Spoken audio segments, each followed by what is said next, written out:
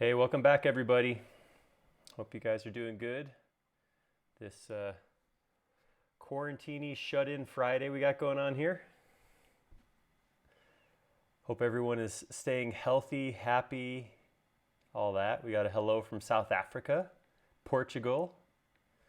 That's awesome. Sean, I would absolutely recommend starting a pot of coffee. I think I'm on cup number 3 or 4 right now, so that's, I'm pretty sure high amounts of caffeine help fight off cabin fever. There's no science behind that.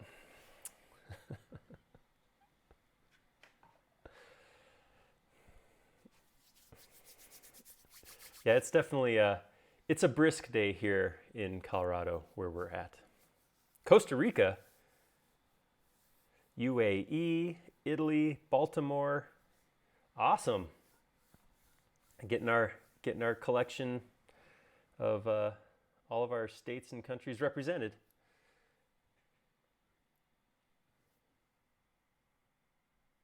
I think that's a great idea. I like that plan.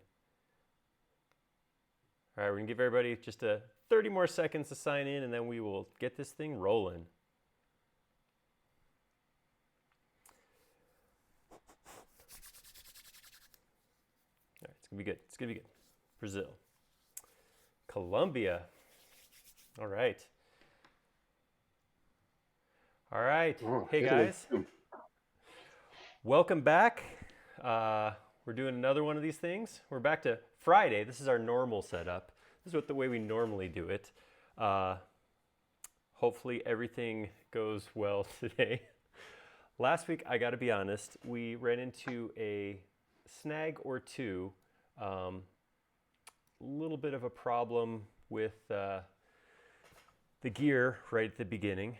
The computer decided to restart, load an update right as you're about to start, and then had some audio problems. Jody dropped off. Jody is back this time, and we're doing something a little bit different. So, hi, I'm Jody. back. I'm not alone.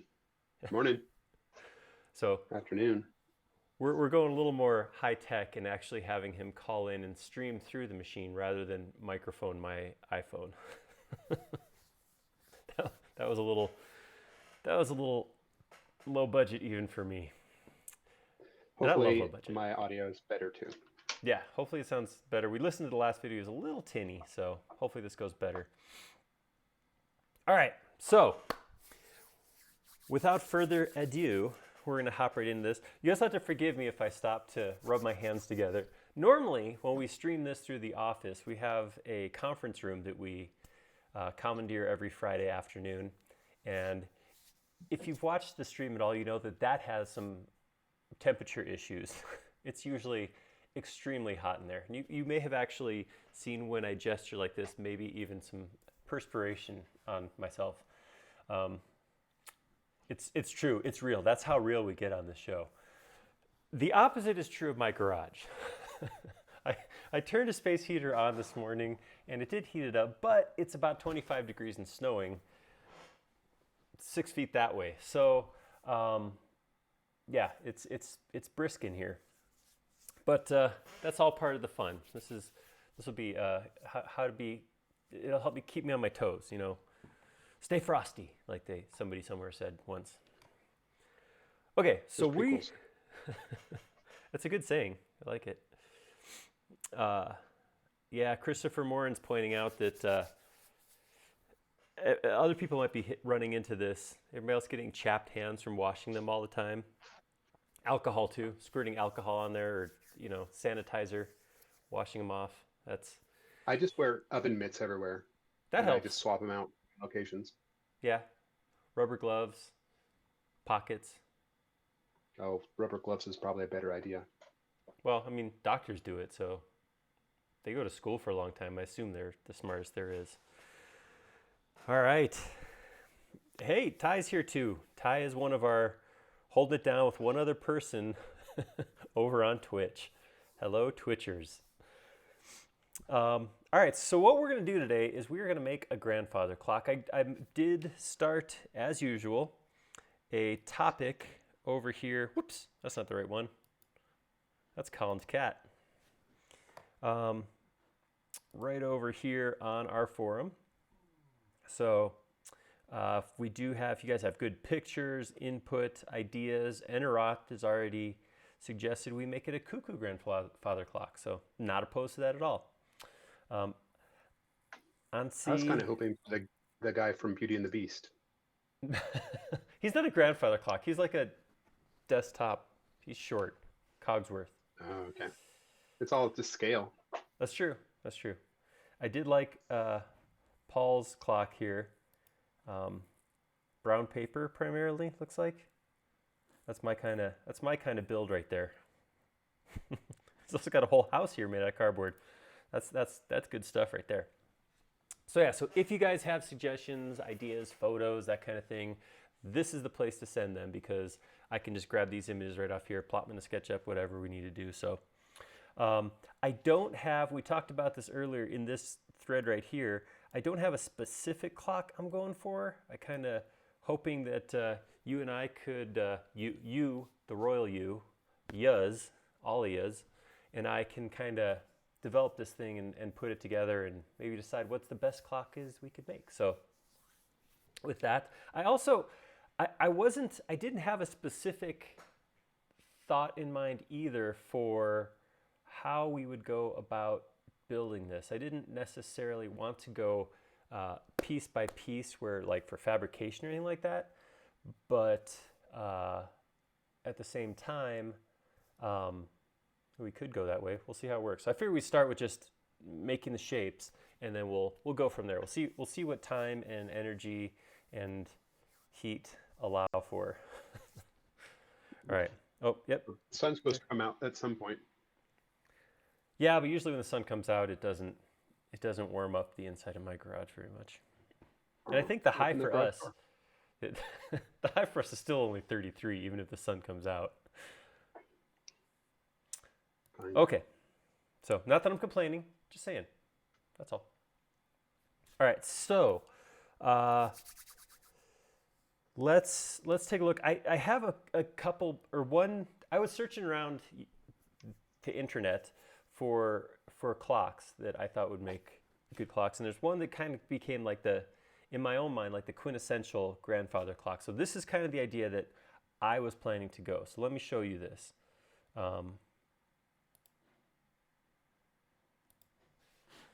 So this was kind of my thought.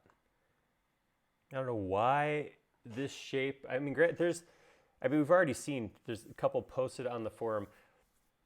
Grandfather clocks can look like just about anything. There's all kinds of different ones, but this kind of, I don't know if maybe somebody new had something similar to this when I was growing up, but this is kind of the image I have in my head, including this detail up here, which is really cool. Just kind of why I want. There's three things that made me want to model a grandfather clock.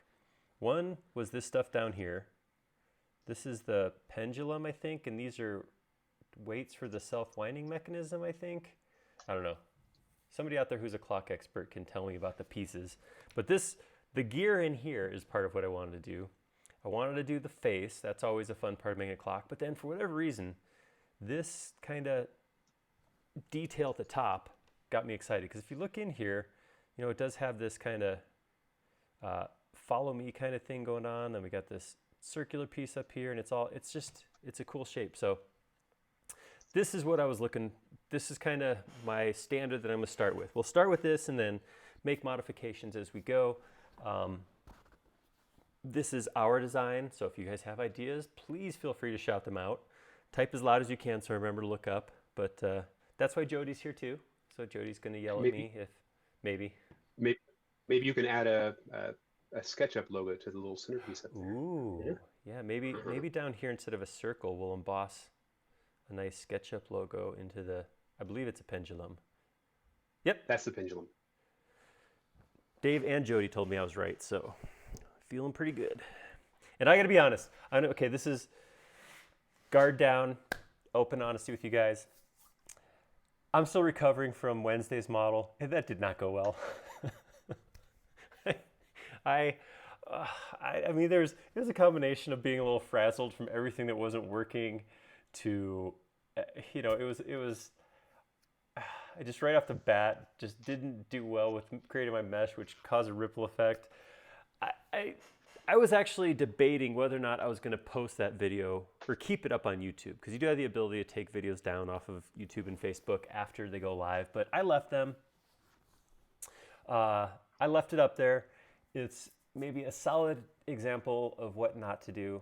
I was actually thinking maybe one day I'll go back and remodel the Cobra as a sub D model, and maybe it'll turn out a little better then. So I'm looking for redemption today, though. So this has to go well. If this doesn't go well, then I don't know. I'll just come on here and I'll just play cartoons off of YouTube and we'll all watch together or something instead. I don't know. We'll see how that goes. You can always just do the Mach 5 and then you're getting the same experience, but that's true. That is the second time Jody has lobbied for the Mach 5, so that may end up happening.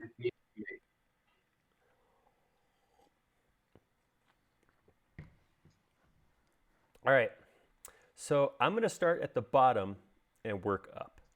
I am not going to get too stressed about scale, to be honest. I really just want to get a good looking model. I'll scale it overall when we're done. So I'm going to start here with this base. I'm going to use this more as a reference and not so much worry about tracing off of here. I'm not going to do a photo match or anything like that. This is basically just going to be for me to reference as I build the rest of it over here. So I'm going to start with a rectangular shape, something like that. And I'm assuming that what we got is something like this.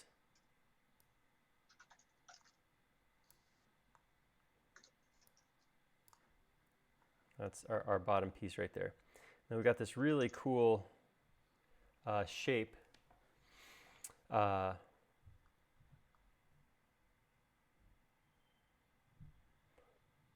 Dave is typing loudly at you, wanting to know if you want his simple math-free method for placing the numbers on the face. Oh, do I want a math-free solution? Dave, I think you know me better than that. Yes, when we get to the face, I will remember to come to you and get help.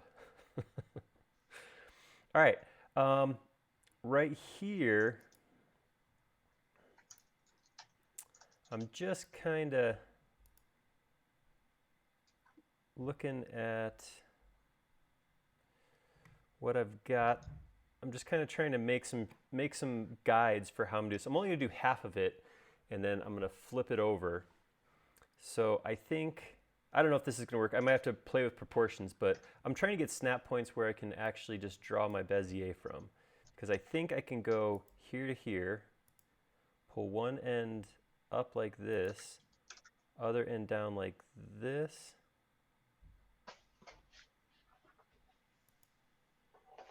And then I can do one from here to here, pull up like this. Actually, it looks like it goes maybe more like that. Whoops, did that backwards. So when you do Bezier, you pick a start point and end point, and then you pull your handle off of the start point, and then second you pull the handle off of the end point. Something like this is just a Bezier off the Extension Warehouse, right? Yes, this is the SketchUp team's Bezier, which I know there are other Bezier tools out there, and I know some of them do some really cool stuff, like keep the Bezier so you can actually come back and change the handles afterwards, which SketchUp tool doesn't do. It's an arc at that point. I just haven't. It's one of those things that just a tool that I have not gotten into. So I don't know. I'm not sure what to. I'm disappointed with myself for you all. Okay, so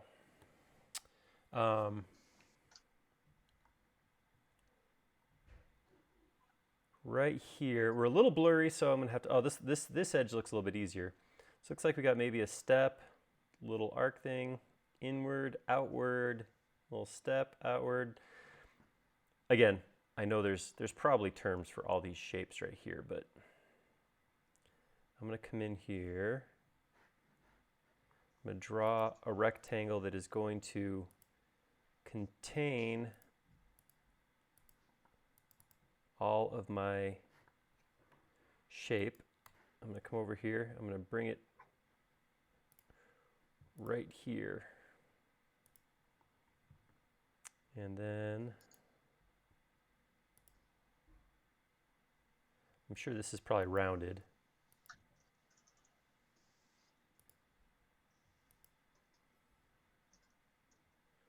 A big rounded here.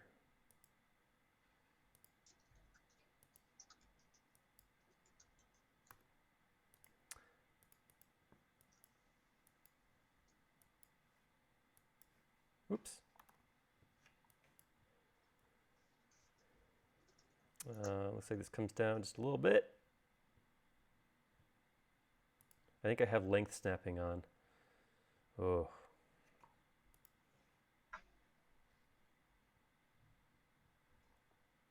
And then I'll do something like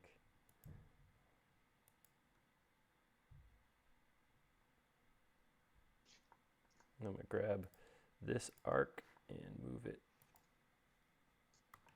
Copy it down here.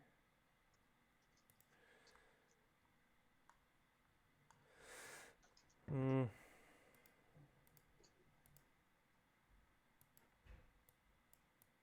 right, something along those lines.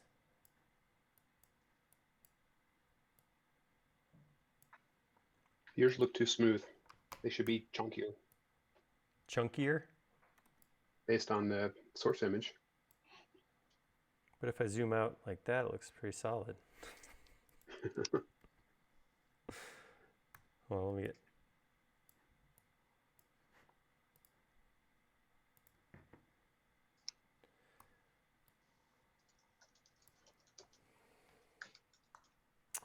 All right, I'm gonna go with that and just see what happens. Let's see how that ends up looking. Get rid of this. I do want this to be slightly inset, so one thing I'm going to do is I'm going to bring this over just a bit. Whoop. And I'm going to put that right.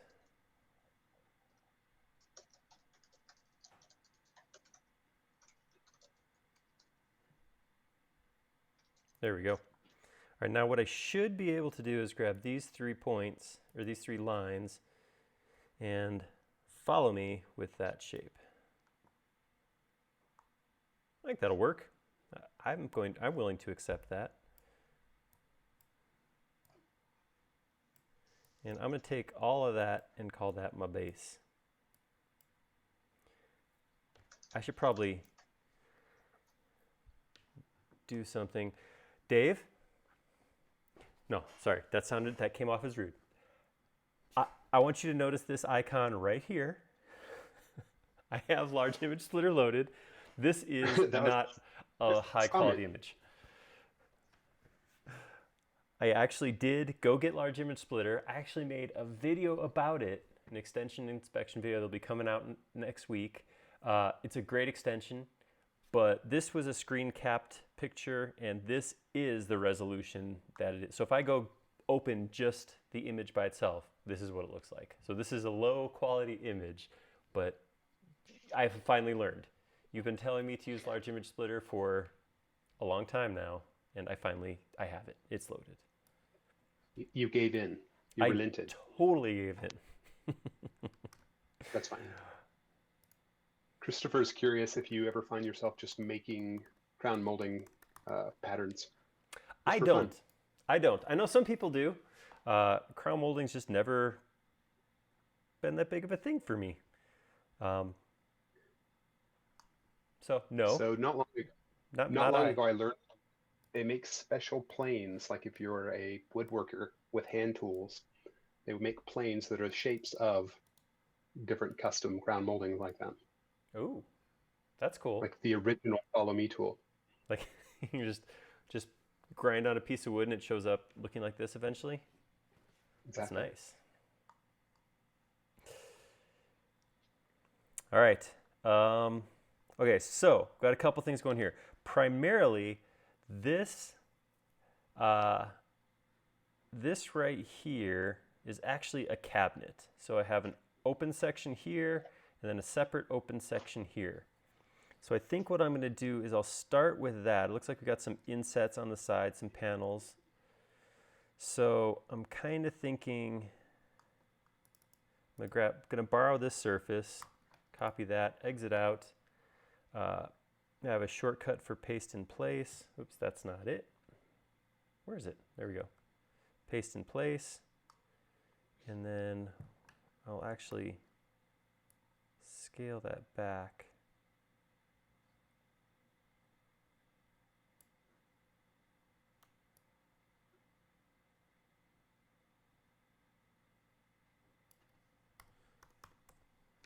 Like that, and that'll be the base of my cabinet. I'm not going to accept that though, because this has to be the same.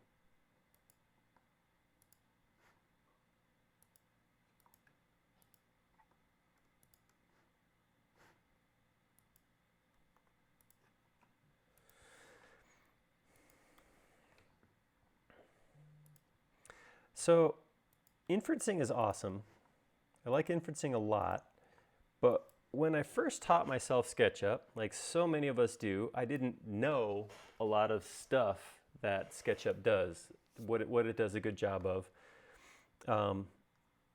So when I would model, I would do that a lot. I would check a dimension by drawing a line, and then take that line. I used to use Control V a lot, and then take that line somewhere else where I wanted that same dimension to exist, and then use that line to move things around. So if I wanted this back the same as the front, I would do something like that and use those little line chunks basically as little rulers that I could move around on the model.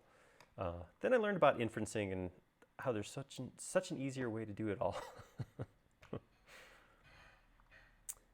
That sounds very convoluted.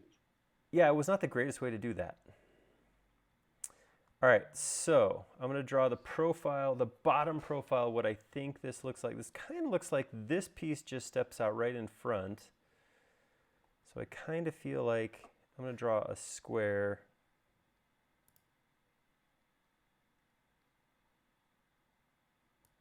So maybe that's about the size that I want.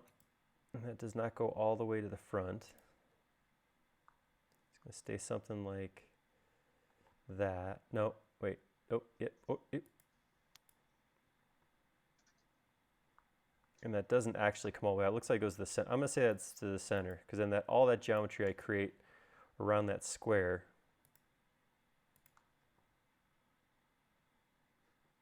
all right, so that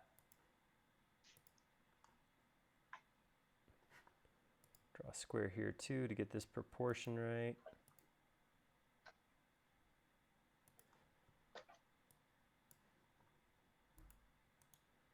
Explode that out, and then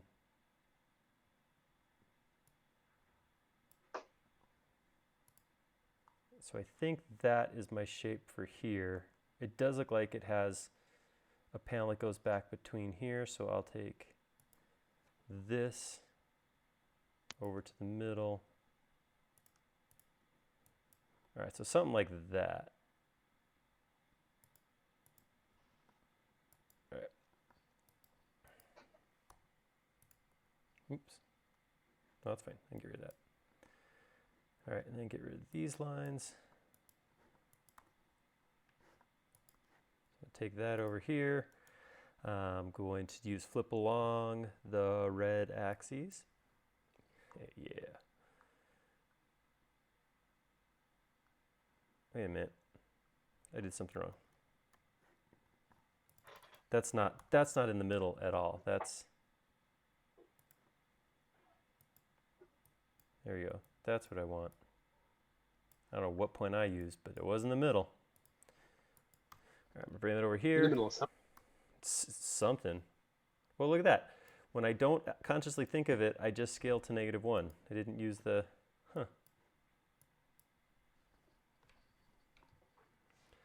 Well, that's the thing I just did. Okay, so I'm going to bring all of this up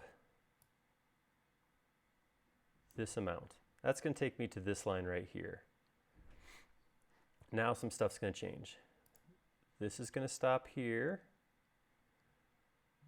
I'm assuming I want a little bit of a lip here, so I'll do a square from here, just using the inferencing as a guide to make that. And then my panel steps in right here, so I'm going to go ahead and add that too. I just tried to look to that picture from the side. That's where I'm at today. Turn to the side and get a better picture of it. Looks, oh, that's better. Yep. You should have just downloaded a 3D picture. Yep, that would have been better. All right. Do you know when your VR kit is arriving so you can do this all in virtual space? I don't remember anybody getting me one of those. Never in the budget. In case you haven't heard, Jody, I'm doing this whole thing from my garage. Looks very high tech from here. Oh, good. All right. So I'm kind of making up my proportions just a little bit, but I'm going to keep that cut in half. And I'm going to take that. And now I'm going to flip along. Sebastian had a great question. All right. Why did you pick the modeling from the ground up rather than making a crude shape and then adding details like you did with the Mustang? So I like to keep everybody on their toes, I guess, is the best answer I can come up with there. I don't really have a specific answer for that. I'm gonna take this up to right about there. You know, that is totally, I was actually just, as I was doing this, everything I was just doing, I was thinking I should point out that this is by no means the end-all be-all way to do this stuff. Whatever works best for you is really the ideal way to do this. So, that. It sounds like if not passing the buck or dismissing the question, then at least it's nice and vague. Yeah, that's what I shoot for. All right, so I'm going to give myself.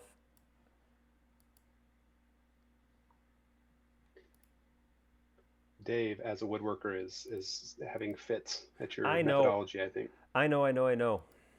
This is not the Dave method, as the kids call it. This is not. I'm acting as a designer right now. I'm making something that's going to look nice. This is not necessarily the ideal way to build anything. I'm not building in components. I'm building a mass. I know. But it's going to be a good looking mass. But it does beg the question. It begs a lot of questions. One question, of course, would be, how would you go about changing something designed incorrectly, or just to look good like this will? How would I change this into a woodworking model? Nice pivot. Thanks. This, like I said, this is not, I'm not creating it in pieces. It would not be too hard to make in pieces. I'm honestly avoiding it because I didn't want to get into material sizes and that kind of stuff. But there's not really, I don't know, I guess, I know I've seen Dave's work, which is absolutely beautiful, and I have absolutely nothing bad to say about it because it's awesome. I know that he designs from the ground up as though he's going to build it out of wood. So he does design his pieces as he goes, which is a smart way to do it if you're going to build it.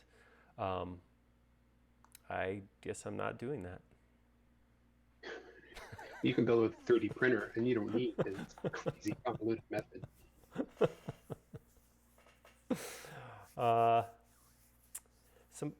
Alan is asking about a space mouse question. Absolutely, he's pointing out he knows that it's not needed, but it is a nice option. I'm going to come back to Dave's comment. Yes. The space mouse, real quick.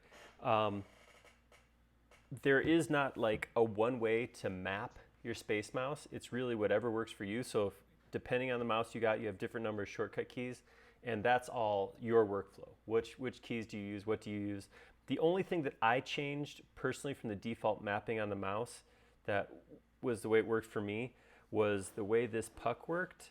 When you lifted up, it would move the model vertically on the screen, and when you pushed the puck this way, it would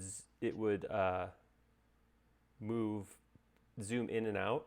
So I switched those so that pulling up on the puck zooms in, pushing down on the puck zooms out, and then same thing, pushing the puck up moves up, pushing the puck down moves down. So that was the big changes I made just because it made more sense to my brain. The default mapping, I don't know, I think of it personally like I move around a SketchUp model like I'm holding it in my hand, right? So I'm turning it this way. I want to move it up. I want to pull it down. I try to align it like that. So that was the big change that made it easier for me to learn. So I would say, honestly, I know nobody likes the idea of just go try it. Everybody wants a solution, but I would just go try it and see what works best for you. You also don't have to have the crazy fancy one like yours. The one I have just has 2 side buttons and then the knob and a heavy base. Yeah, and that's the one I have to travel with, and that works just as well. But going back, one of the things that could be done from this model, because like I said, I'm not breaking this into pieces. I'm going to probably leave all these panel lines. I might go in there and actually accentuate them to make them stand out in the model more. But one thing that could be done is taking this mass, and you could actually use the mass as reference. So if it was scaled to the right size, I could come in here, and again, if this was all grouped together, one could come in here, trace this piece, bring this down like this, and now have this new piece copied right off of the 3D model. So this isn't all for nothing. It is still usable for that, but I like I said, there's too many constraints I don't know about with woodworking that I don't want to put bad information out there. So I'm going to work from where I'm at as a designer, and we're going to design the model and then post on the forum, and Dave will take it and make it a usable model. Sorry, Dave. What's funny as Titus actually said, he works in the film business, and he says a designer just makes it, and then they leave it up to the woodworkers to figure out how to do it. See, it's part of a real workflow. How about that? All right, I'm going to continue through here. I want to keep this all as one piece, so I'm going to ungroup it because I want to carry this section through to about here.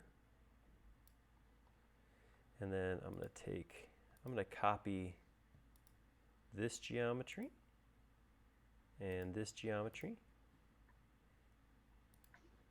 And Dave's probably saying to his screen right now, you know, if you'd made those components, this would be a lot easier to duplicate. I agree. I'll take all of that, and I'm going to option copy that up like that. I'm going to raise it up just a bit more. All right. All right.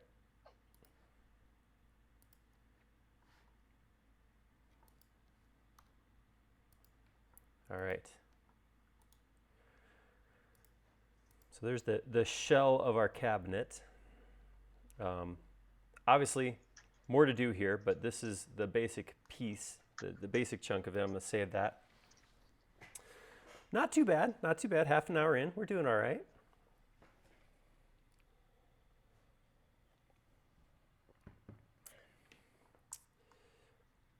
Yeah, Yeah, I feel Jody. a lot more confident with this model than where the Mustang was at half an hour in.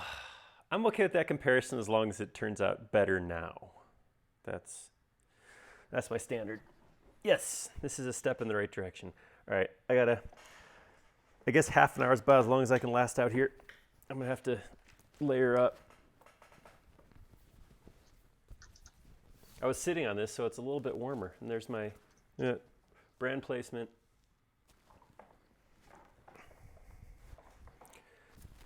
Ugh, okay. Okay, so we have these pieces right out here. I'm gonna go ahead and group all of that for right now. And I'm gonna come in and make this thing right here.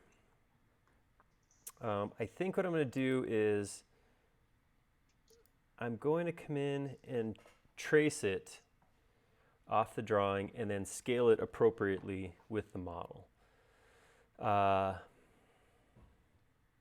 again, it's tough. It's definitely tough to see. So I'm gonna start by drawing some lines. These look like they're arcs, so I'll come back and add the arc in just a second. I think these are just steps. This looks like it might be an arc again. Oh boy. Step back, let my eyes focus. Okay. And it looks like I can copy.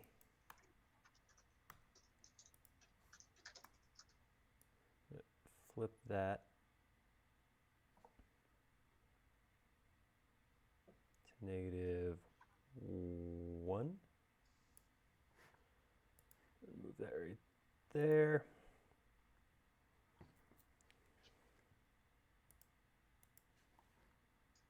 And down here. Got a thing. I'm going to draw a Bezier for this portion from here to here.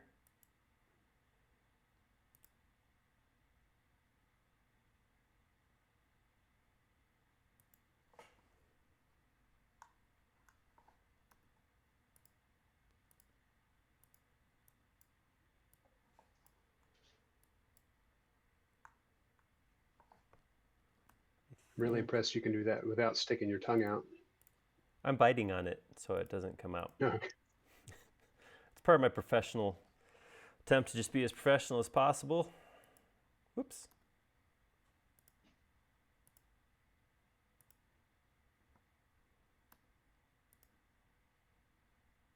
I don't know, it's really hard to, it's so dark on here that it's hard to tell what's actually an arc, what's not. But I'm going to mix it up. I don't know. There's probably rules about this stuff, which I am probably slaughtering. But this is what you get. This is just what I do. Hey, Olivia, how are you doing? How are things in your neck of the woods?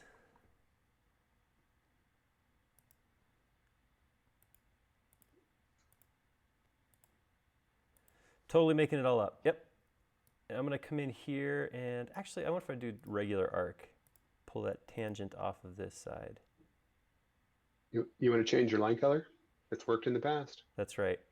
I have heard tell of the inability to see certain line colors. That was Carson's suggestion, actually. I take no credit. Oh. It did seem like a pretty bright thing to say. Oh, sorry, that was unintentionally rude. All right, so something like that-ish, maybe. I don't know. I'm gonna take it and make it a group. I'm gonna copy it from the middle to the middle here. And it does look like all of this stays inside this square. So I'm gonna scale it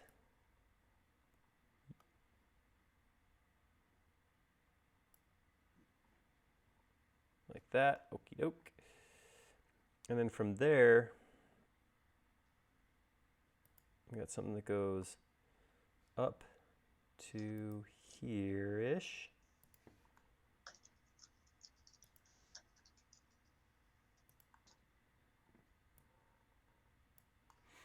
And And then we got, oh man, it's a whole new shape up here. Come on.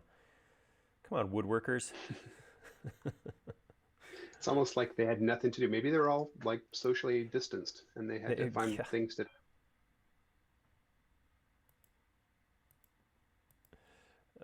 I think I just cut my shape below. Nope, didn't. Oh, because it's grouped.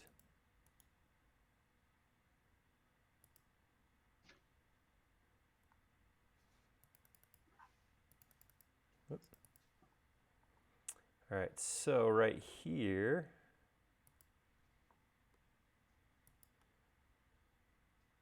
oh, this actually comes up to, this lines up with this line.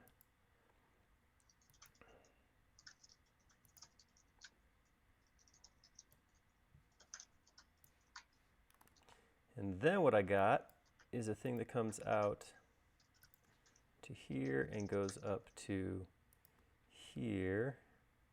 So I'm only drawing half of this shape. And this actually is the same top and bottom. So I'm just going to draw half of this. So it looks like I got something like that. And then, actually not even that far in. Something like that. And then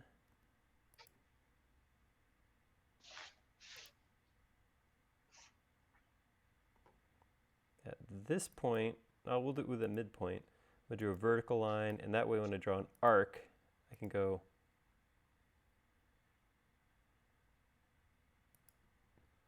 about tangent to that arc. Or as they say in Canada, a boot. A boot. It's a boot, right? There we go.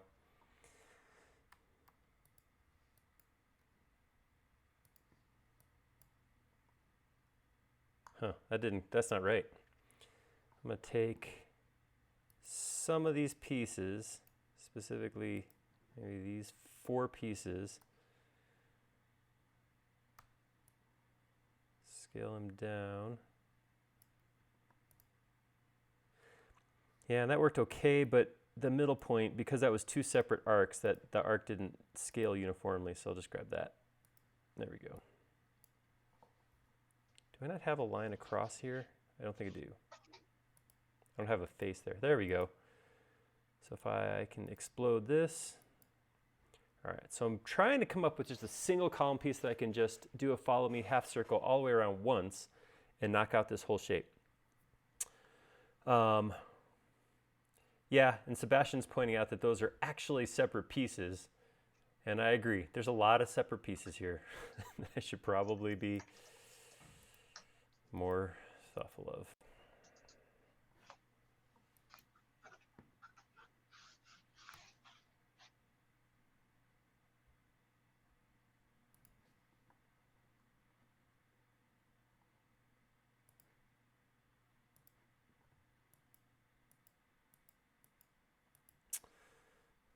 Whoops. Drew a line I wanted, then started by erasing it. Whew. That's good. You got to kind of stall. We're actually moving along pretty quickly for a 3-hour stream here. Slow this thing down. What do we got going on in the questions? What's my profession? This is my profession. I use SketchUp for a living. My previous background was in design, so I did spent my hours designing buildings, primarily for things like load transfer and other exciting things like that. I worked at a software company that did that sort of work, automated all the fun stuff that engineers and building designers have to spend a lot of time and energy working out. We created software that helped make that problem less of a problem. It made it a little bit easier to design buildings. And in the process of doing that, I learned how to design buildings, and I got to learn a lot of software. So I did a lot of comparison between our software and other softwares and ended up learning about a dozen different CAD 3D drawing software packages. So that was fun. And then that was actually how I came across SketchUp. And man, just I've heard so many stories like this too. Once I got to learn how to use SketchUp, it's kind of all I wanted to use. It's good stuff. There's not a whole lot of other software packages I know where people say they really enjoy using a different other software, you know, where it's funny because we hear people talk about using SketchUp at work all day and then going home and working on their personal projects. Yeah, it's definitely a unique beast there. You always hear people complaining about the software that they used to have to use, and then they switch to SketchUp, and then you actually have a fan of software. Who would have thought that was possible? It's funny because I mean we have more than a handful of people who work at SketchUp now because they enjoyed the software and pursued a job. I mean, some people we came to it because it was a job, that kind of thing. But we do have more than a handful of users who weren't able to jump on the bandwagon at the beginning, like Jody. Jody's been around for too long, forever, years.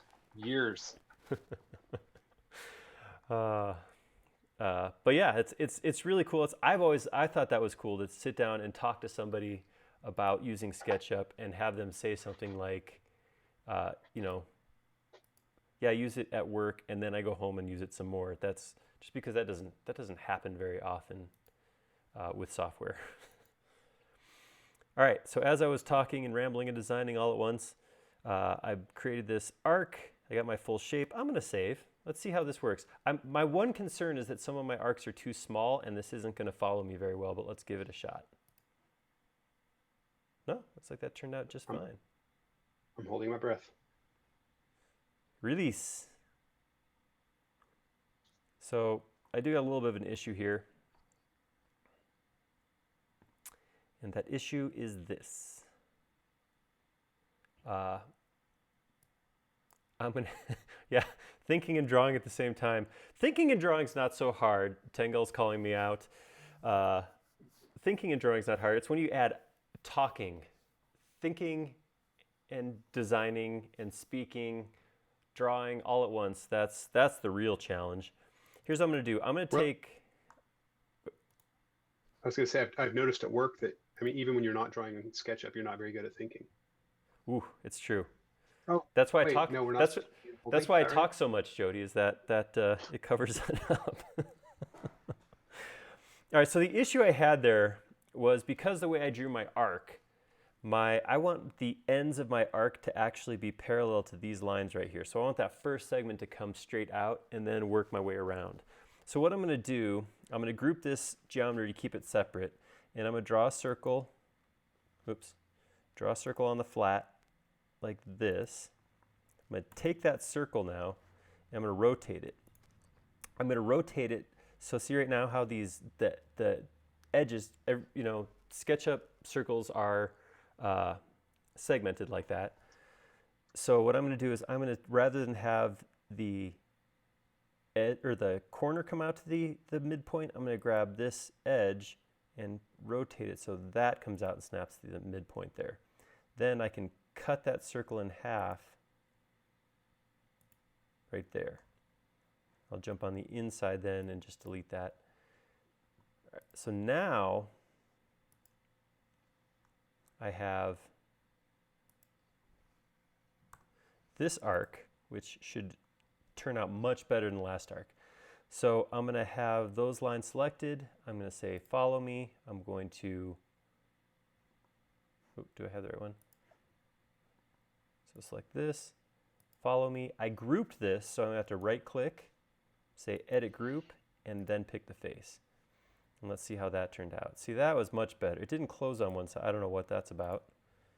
But see, I have that flat face now in the back rather than that before it was kind of, the edges were wrong. All right, that looks pretty good.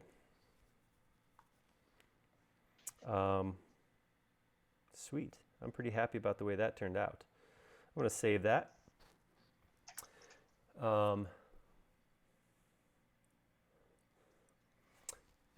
Hop back a couple questions here.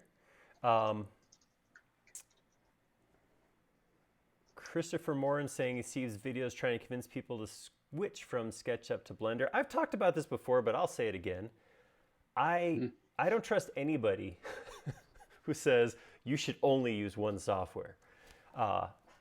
Blender's a free tool. I would recommend adding it to your toolbox and use it alongside SketchUp. There's no reason not to. I know there are some people who only have one software, and that's awesome, but I think most people use SketchUp use it together with other software, the renderer or CAD or animation software, something like that. So I think SketchUp is an amazing modeling tool, but a lot of people need to do more than just create models. So yeah, I think you should use SketchUp with other software. And we very rarely tell people stop using whatever you're using and only use SketchUp. So yeah, I don't get any video that says you should stop using what you're using to be productive right now and only use our other software instead. So that's as far as 3D modeling goes. There's other softwares out there where it makes sense to only invest in one, but I think 3D modeling, animation, there's room for lots of tools. Midwani's asking if it's going to be difficult to put the grooves in now. I don't think so. I don't think it's going to be difficult because, you know what, actually, I was picturing in my head that these grooves actually had like rounded ends and came in, but it looks like they actually go all the way to the edge. But that's not how mine are going to look because I have a different way I was planning on doing this. I was going to use solid tools to do something a little bit different. So why does drawing a line on an existing line close a surface? That there's two things in SketchUp. There's edges and there are faces. And as soon as you have in plane edges, they will close and create a surface. So anytime you have, so if I have, whoops, that one drew out of plane immediately. That was a terrible example. So anytime I have a series of points like this, as soon as I close them, that creates a surface. So that's all I was doing when I drew that extra line, was closing a bunch of in-plane lines and making that surface show up. All right, so I was just saying, I may have to scale up for this. I may have to get Dave on this thing, but this right here is currently a solid group. So what I'm thinking is I want to actually have my, is this a fluted thing? Is this when you have these cuts in here? That's what someone else was calling them. It's a what? That's what someone was calling them. Yeah, it was fluting. Yeah, fluting. So when I have this situation, when we have something like this, what I'm going to do is I'm going to create geometry I want to intersect with it. So I'm going to do this by starting with a line. I'm going to grab that line and I want it to come down a certain amount on both sides. So I'm going to say ½ an inch Everybody's down. correcting me. It's reeds. It's reeded. It's reeded, of course. I knew that. Gosh, Jody. Jeez, I'm an idiot. Come on. All right. I had no idea. That was totally a lie. So what's fluting? Oh. See, Christopher Morin saying it's a fluted column. Vincent and Christopher Ryan. Ooh, it's a ballad of Christopher's. Dave is saying reeds also. Yeah, no. Yeah, there's multiple there. Stuff's getting tense. All right, so let's see. I want to have this thing I'm creating be about that big.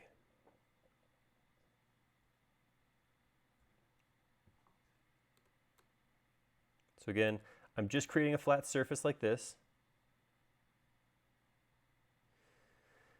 That's how big half of my reed, I don't know, is going to be.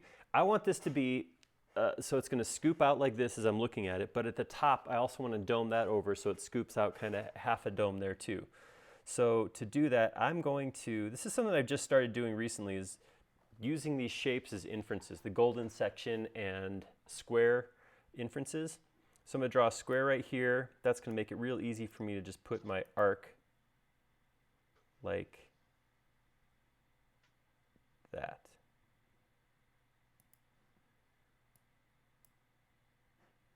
Christopher Ryan clarified, flutes are in and reeds are out. Oh, all right. Well, I guess you can't really, well, I'm going in.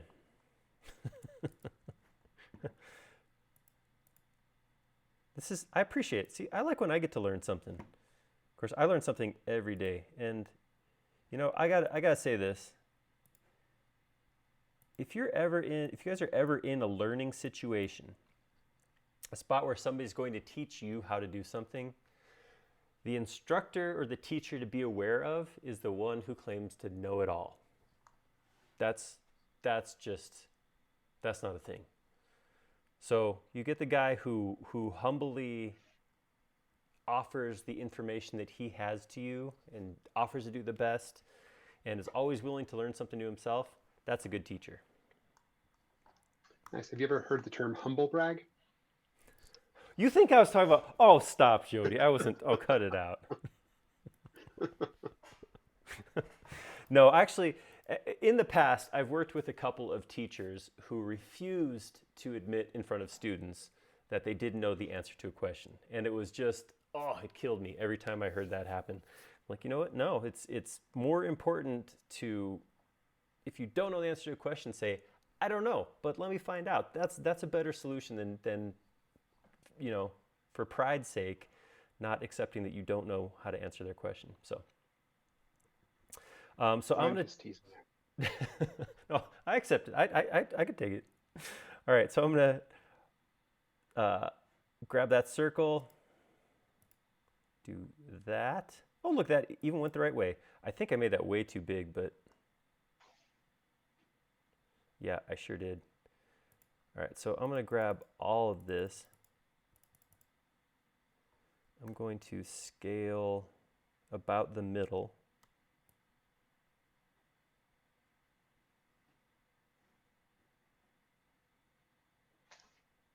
I'm gonna make it a lot thinner. There we go, something like that. And then I can always, I made that a ½ inch in, so I can always grab that geometry at the end right there and pull that right back down to there. All right, that looks better. I like that. So what? Huh? A thing happened. I must not have closed, this wasn't closed up at the top or something. Fortunately, I know where I can get that geometry from. Ugh. I'm commuting from top to bottom each time I do this. All right, I'm gonna take that, make a copy of it right here, and I'm gonna flip it down here while I got a nice grouped work surface to work off of. I'm gonna grab it by that point, and I'm gonna commute back up to the top. Scrolling, there we go. Oh, over commuted. There we go, and then I'll have to do the same thing here. I'll draw my line down ½ inch. There we go. And grab all of that. Move that straight up. In all seriousness though, one of the things I personally like about these live models is I don't think I've done one where I haven't come away with some information from you guys. So that's really cool for me. I really like that. All right, I'm gonna grab all of this, make it another group. And now what I got to do is I got to rotate that. I'm not sure how many rotations this is going to be, but let's just see. So if I come here, oops. All right, so that's 2 segments over, so that's 30 degrees. I had 24 segments. So I should be able to say 12x. That'll go all the way around. That's going to die off into the wall. That's fine. Cool. If I go peek inside, what is going on? Oh, I'm in that in that little tiny shelf there. Oh no, I can't because it's inside that wall. That's why. All right. Going with X-ray and get rid of these ones that I don't need. Awesome. Because the other thing I want to do right now is I want to copy, before I do my intersection, I draw another 1/2 inch line here. I'll do 1/2 inch line here. And I will grab all of those, grab them by, whoa. Man, still having issues with that 2019 3D connection controller. I'm really hoping that gets. We need to get them on the video here so they can talk us through it. Well, they have something, but it's just not working for me. Oh, that's not going to work.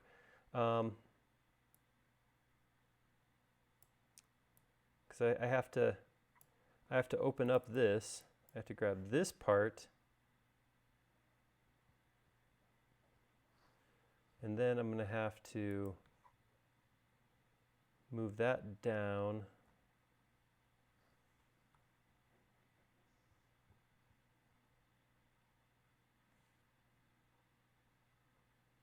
Why is the rest of that geometry not coming with me? Oh, I got a bunch there. Okay, I got issues. I got issues to resolve. You can do it. Oh. And 9 extra pieces right here. Making me wonder how many I got here. Delete, delete. Nope, just 2. Do I have extras anywhere else? No, just right there. Okay. All right, so that puts that where I want, so I can read up this bottom piece. I'll take that, I'll just do the same thing. I'll come in here. I'll go from the middle of this segment, option, middle of this segment, 11x. That's why I think I hit 12x last time, so I put one on top. And then again, I can get rid of these pieces. Whoops. That one I want to keep. Oops, I did too many. Undo, undo, undo, undo. This piece. Just dying to delete some stuff. All right. See, now here's where we have a crossroads, I shall save. If we did want to create fluted geometry, all we'd have to do was go in here, reverse these so the white part's on the outside. Right now they're inside out. And then do something like a union or an outer shell to make these pieces join together. As it is, I want to actually take these and I want to cut them out, so I'm going to use subtract instead. I do have a problem because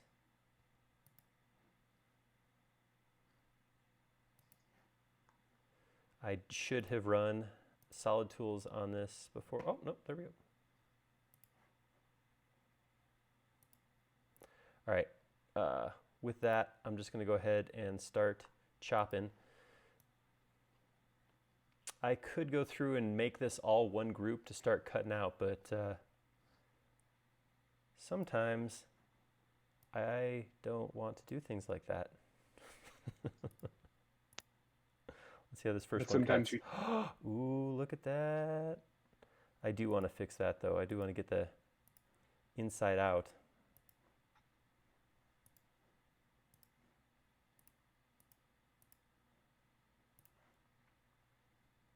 All right, so if I grab this one, subtract from this one. Oh, look at that. It's all coming up beautiful. Like I did that one backwards. Sure did.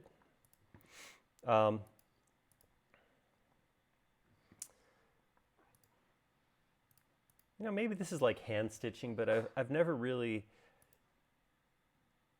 disliked too much doing this, you know, cut out one piece at a time.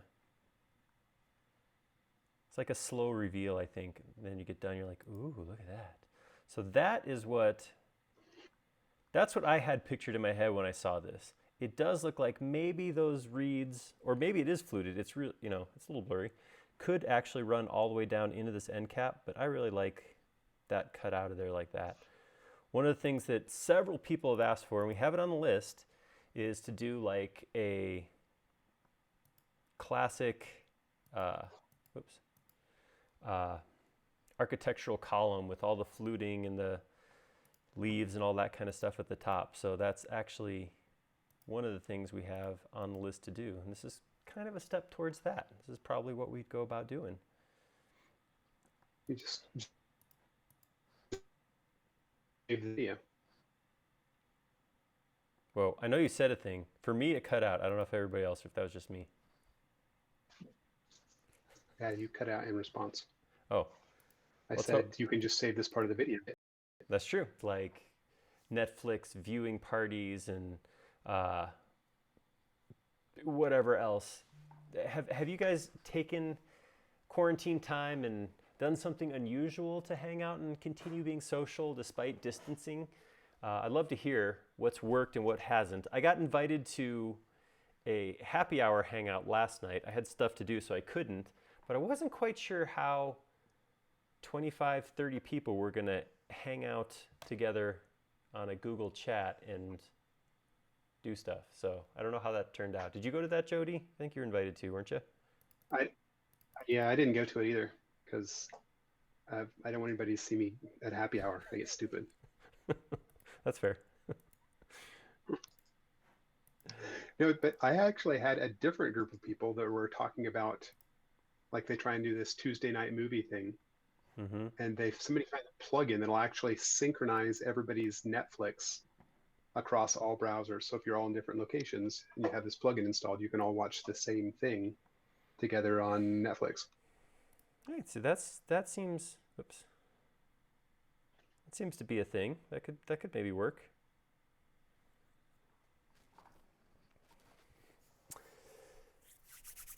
Oh. Whoa, Christopher Morin says it's going to hit 70 where he's at today. Ugh. Like I was saying, we're not supposed to get above 30. Well, maybe just above 30 for like an hour. Yeah, we're supposed to get back up to 50 tomorrow. Yeah, that's Colorado. Our heat waves and our cold waves are short-lived. Rodrigo, hey Rodrigo, how's it going? He's doing a Netflix party. I think that might be the name of the plugin. Yeah, that could be. Or the extension. All right, cool. So we got this. All right, I'm going to go ahead and add this half circle piece up here. I'm going to come into this one.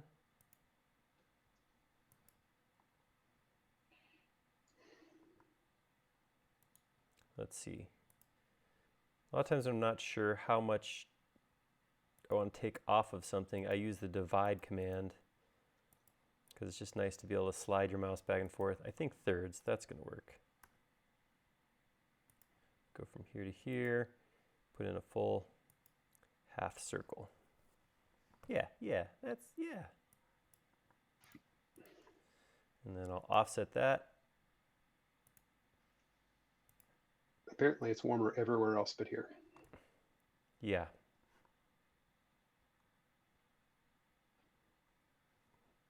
All right, so I haven't seen Dave chime in though. I think if anybody's going to be able to beat us, Dave might too. Dave's probably got the coldest whatever going on right now. That's probably true. All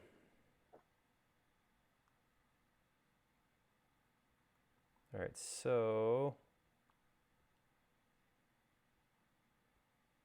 this is where the crown will start, and it comes around and goes like this. So I'm going to take this portion right here, and I'm just going to extend it up like way too high. Whoa, hey, that was even higher than I was expecting. All right, so I gotta get rid of this. Give me a work surface. All right, there we go. Now, no, I was dividing. Okay.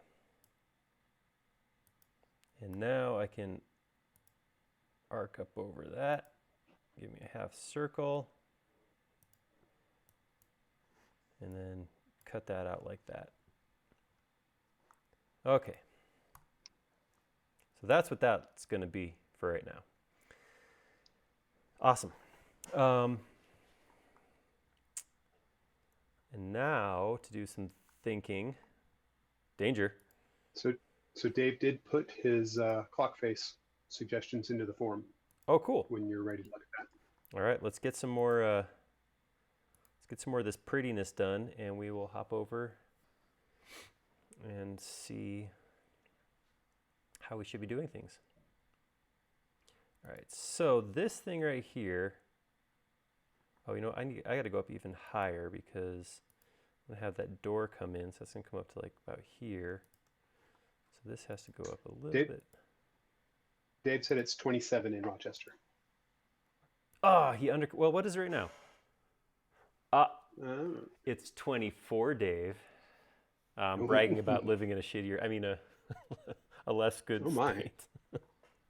That's the quarantine. Getting a little punchy. It's the quarantine talking. Yeah.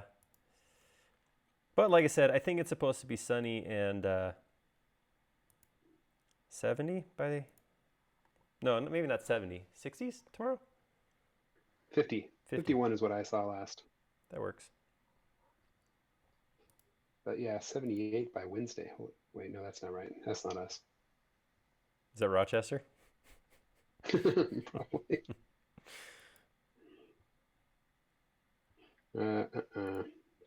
50 tomorrow and 50. Yeah, 50 is kind of all week. 60 on Tuesdays are warm spot. I'm not looking forward to that drive to work. Whew. Yeah, this commute's been rough. All right, so I'm going to use Bezier curves to put something right here. So I'm going to use this vertical line to pull down the first corner. And then I'm going to go use the vertical line on the second corner too. And then I'll connect up to the end of that and come out to this corner. And then again, use that vertical line here. And then, yeah, I'll just die out into that point. There we go. So that gets me that curve right there. And now I just have 1, 2 more curves. I'm going to use, these are pretty simple curves, so I might just use this. Oh, Dave said wind chill puts him at 14, so he's still win. We don't have wind. We don't have wind here. Yeah, it's too nice for wind in Colorado. I don't know what that means. It's occurring to me that I am now wasting my time because this is all going to be determined by my follow me shape. So I'm just going to chop it all off. There we go. All right. There's a very Bob Ross moment there. Happy little accident. Oh. It was actually a bitter, angry accident that I masked well.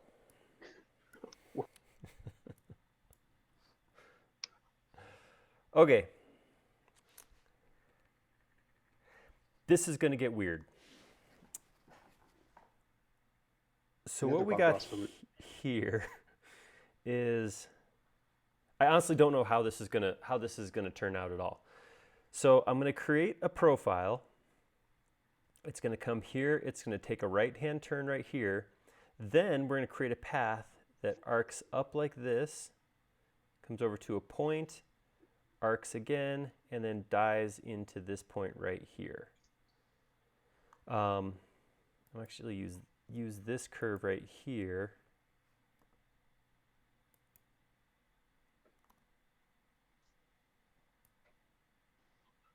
for a portion of it.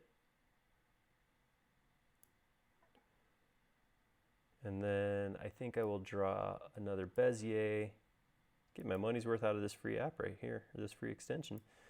That one's going to come across this line for a portion of it, like actually laps over this panel right here. Something like that. And then I'm just going to continue this line up like that. How's that going to work? We shall see. All right, so this one, I'm going to join these segments with weld. All right, and now to draw this profile comes out, so I'm just going to start right here. Everything okay, Jody? Dog has found his zone on the hardwood floor upstairs. Let me go in and take that away from you.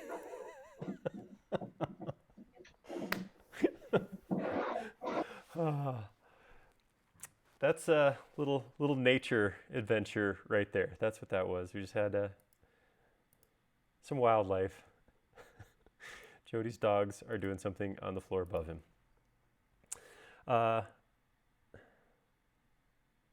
This is what quarantine time is all about. This is the real world. All right. So I'm gonna do something like that, and then I'm gonna bring, looks like it's just an interior curve, so that's kind of nice. I'll still use Bezier though.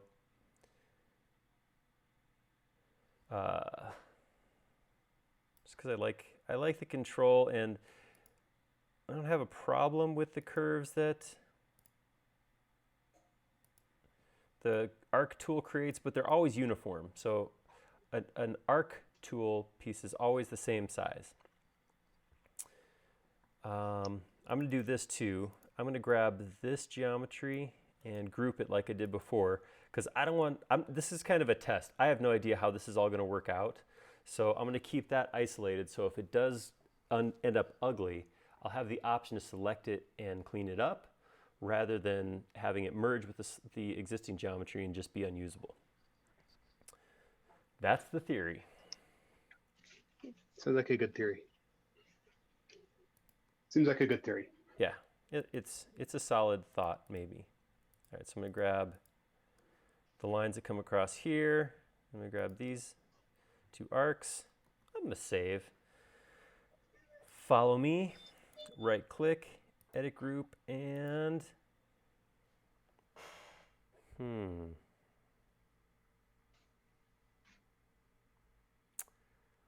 less than perfect. I'm wondering how much of that is due to scale. I don't know. My inside curves worked okay, as these outside edges that got a little weird.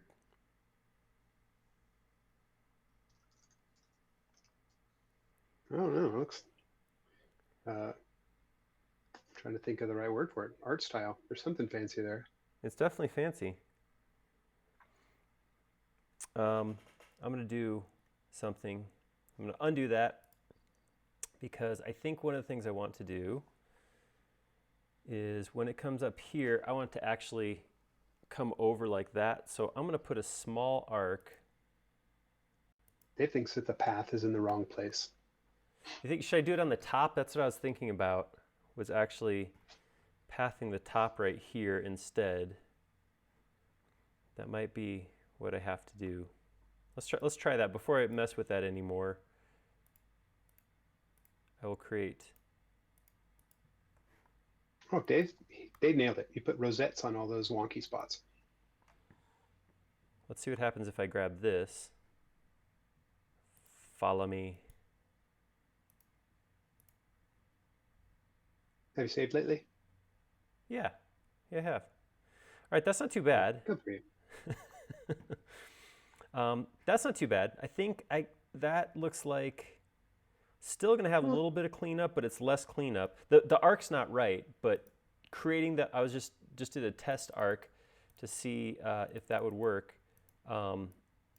It's not in the right place, but that would, I think, that would work. Let's see, I'm going to pull this up just a skosh higher. Keep it uniform. Keep this all Aaron, did you miss my comment that Dave suggested putting rosettes on all the places, all the little intersections that didn't turn out right? Yeah, just cover it up. You know, I don't know if anybody else has done this, but I read the Steve Jobs book, and one of the things he talked about was his father was a woodworker, and his father instilled in him a value. When Steve Jobs was watching him as a young boy work on some job he was doing, he put a bunch of time and energy into finishing the back of a cabinet. And he asked his dad, why would you spend time and energy finishing that piece when nobody's ever going to see it? And his dad's answer was, because I'll know it's there. So finish the back of the cabinet was actually one of the values that was part of Apple when they got started. Making stuff look good, even though no one will ever notice it. It's kind of a cool... Ironic, they don't even make it. Go figure. Maybe there's a reason. Yeah, because, I guess, suppose. I don't know. All right.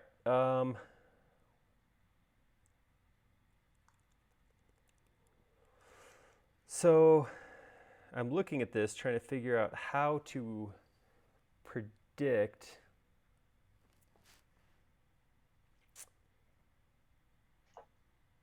where this is all going to go. So when this comes out, this right here is going to turn to there. So I'm going to grab all of this. There's a method to this.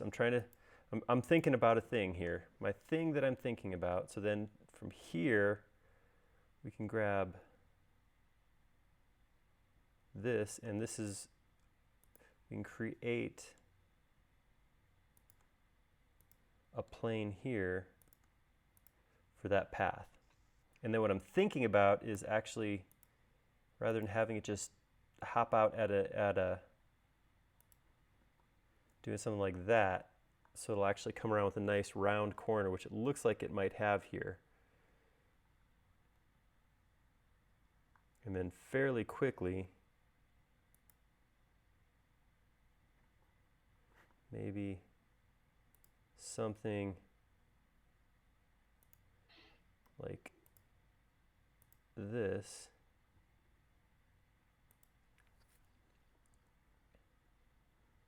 And then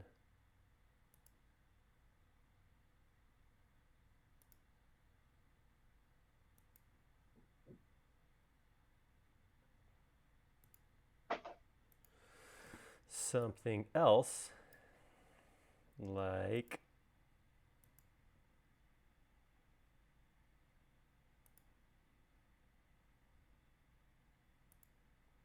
this.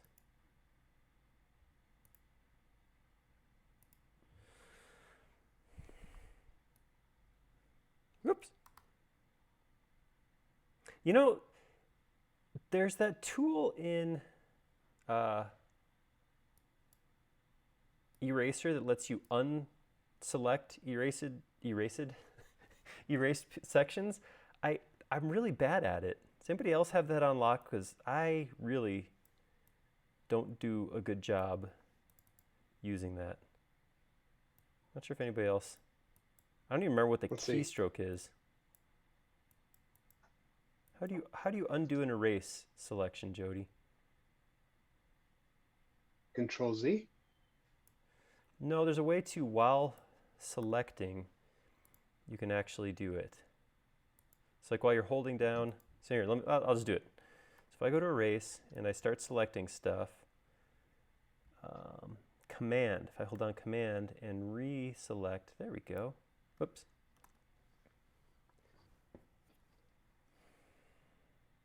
All right. Oh, here goes. Warm myself up. Follow me. Hit a group.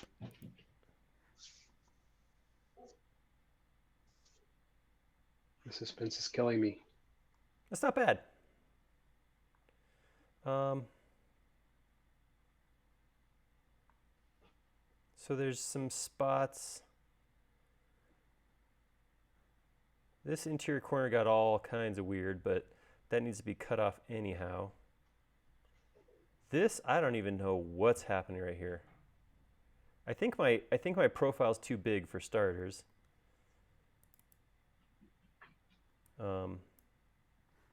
Let me shrink that down a little bit. Rosettes and black paint. Finish the inside of the cabinet, guys. I was trying to be inspirational. Blew it. All right, let me try with a slightly smaller profile.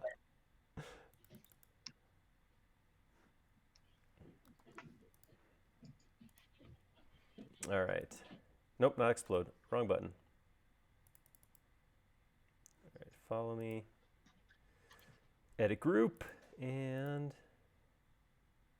that's better. Why? I'm just getting such a harsh corner right here. I don't like this. See that? That's not working for me. I think what I can do is I can actually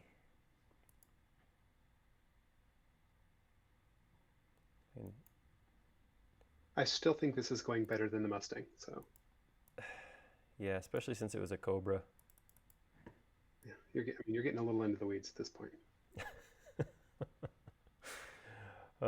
Yeah, well, I'm going back and forth on using the top or the bottom to do a follow me. Yeah, sad trumpet. Wah, wah.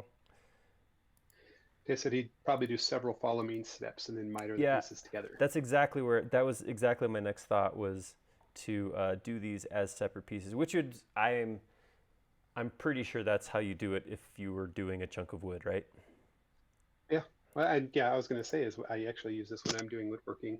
Yeah, see that right there is the. Here. All right, so let's do this. Let's break this right here.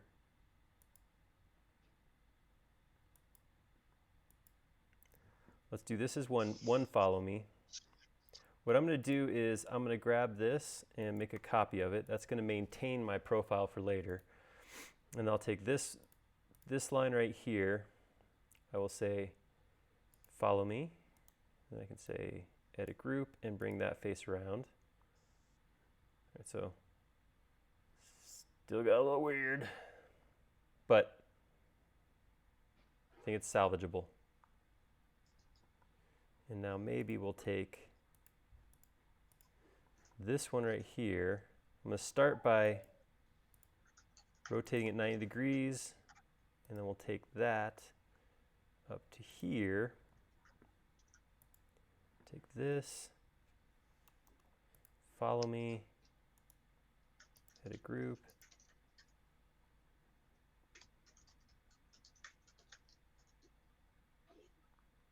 All right, and I think so that's gonna.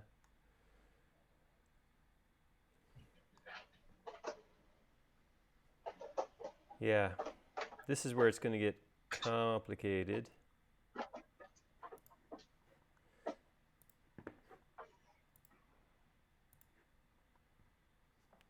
So this is exactly what was happening before, just to illustrate why we were running the problem we were running into.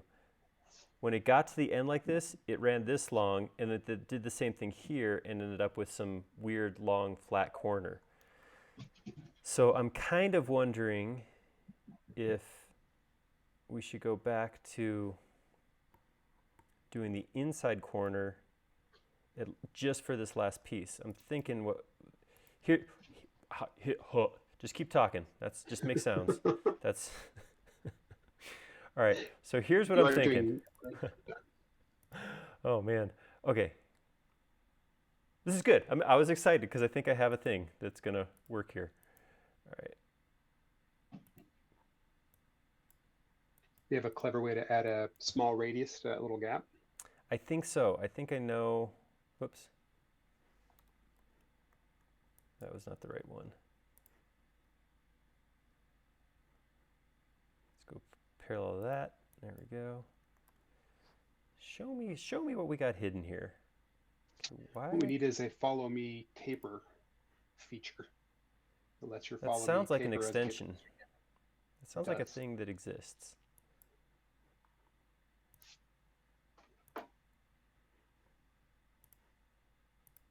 Why is that not closing now?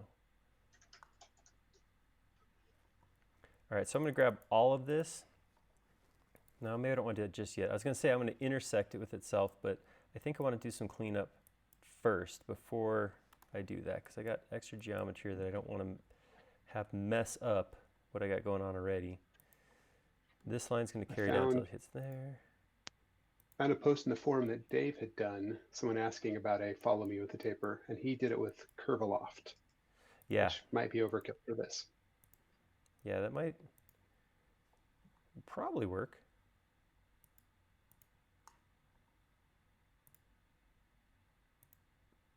Why is this not closing?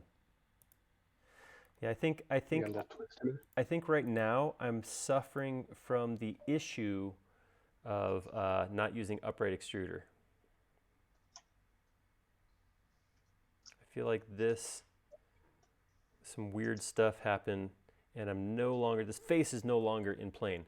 So here's what I'm going to do. Because I need a win. All right, I'm going to create a plane. Bring that plane, let's see where I'm bringing to. I'm bringing to right here. I'm going to swing that plane down to cut this shape past where all this stuff is. There we go.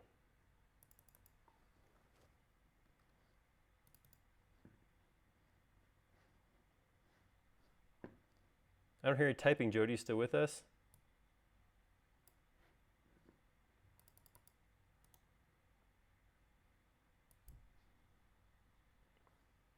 Uh-oh. Might have lost our Jody again. I didn't do it this time.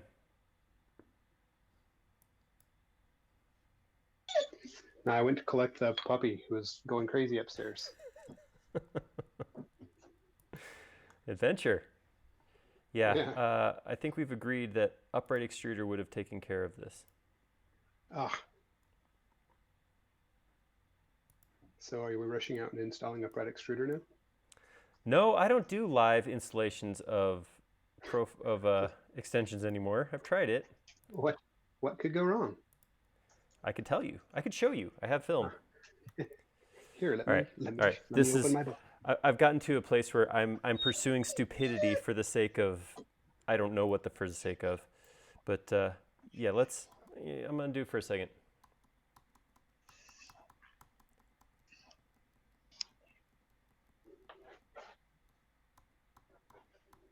All right, I'm gonna do it. I'm gonna save this. I'm gonna break my own rule.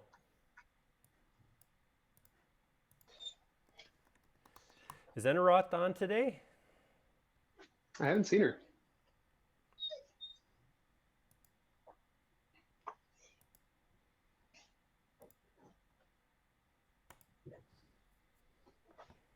Hopefully everybody knows that you can generally, whoops, what did I do? I was just gonna say something about versions not causing issues, and then SketchUp splatted. Huh, that was odd. Hey, that's me. Let's try that again. Hey, there's Jody, in case you guys are wondering what he looks like. He does have a few more facial features than that in real life. I'm overdue for a 2D component update. You are.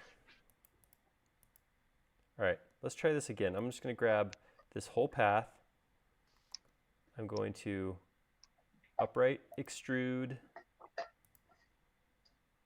Oh, I don't know if you can do it separate like that, can you?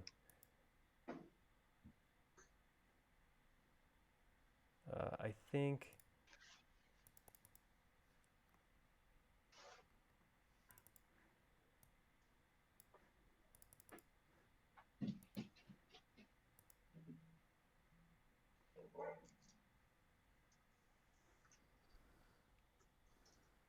This is going to deform it when it goes vertical, though. It's going to get squished. But we'll, you know, I don't know. I've already clicked it. There's nothing I can do now. I'm thinking, from the amount of pinwheel I'm seeing, that something's not right. That could be its own sentence right there. When you're thinking, that's pinwheel spinning. We're in dangerous waters, my friends. Yeah, this is too much pinwheel. I sure hope you saved before you decided to install. I did. I saved immediately before. I've gotten to the point where it's almost like a tick. Command S just happens when it's like that. I actually did I put it over here? I had it as a shortcut on my mouse at one point, but that's not going to work. Yeah, I kind of want it to be like upright sometimes, but not other times, kind of. All right, here's my final thought on this.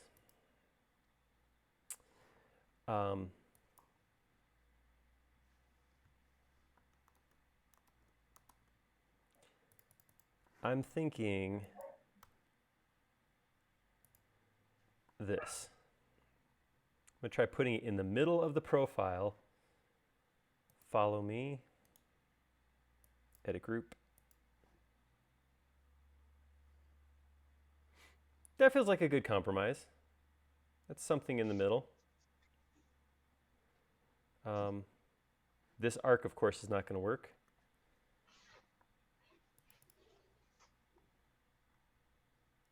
It's kind of fascinating. You spend as much time on this one little piece as pretty much the rest of the model. I know. That's what I'm saying. Is I need somebody who can like flag me and tell me to stop doing things at a certain point.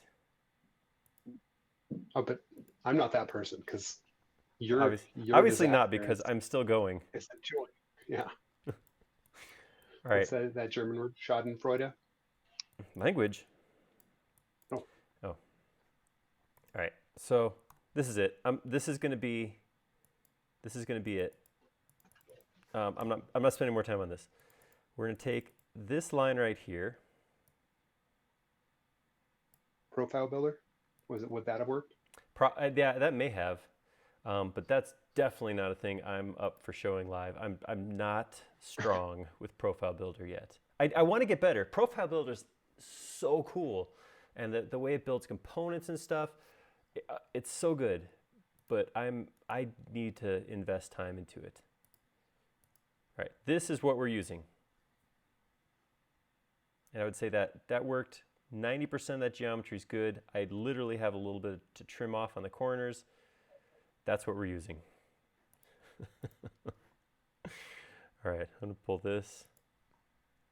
It doesn't look a whole lot different than the very first iteration. Sure it does. It looks a lot better, Jody. I said so. All right. And I'm gonna come in here. I'm gonna select it all.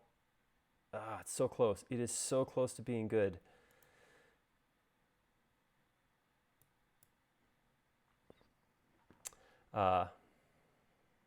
It's just a weird. It's a weird profile. It's weird. All right, I'm gonna get rid of these extra faces. If I have time, I might come back and do a little cleanup. But for right now. This is it.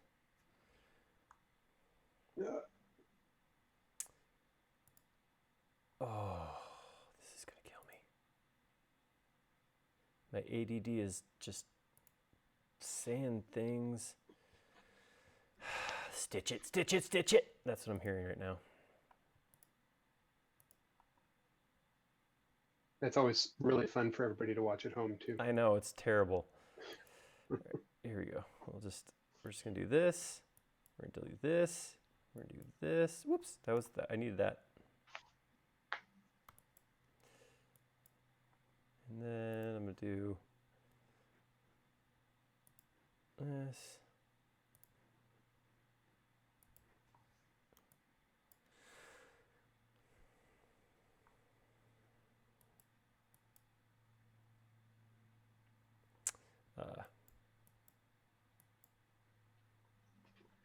They posted a slightly less cumbersome looking grandfather clock top on the forum. Hindsight. Yeah. Well, we're going to have an original design here in a few seconds.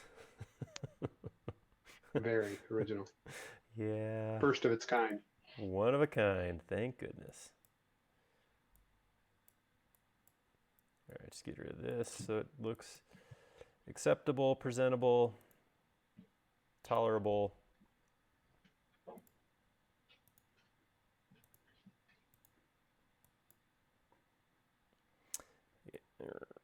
Just get rid of, well, no, that was actually probably a good thing to keep. Oops. Stop. There we go.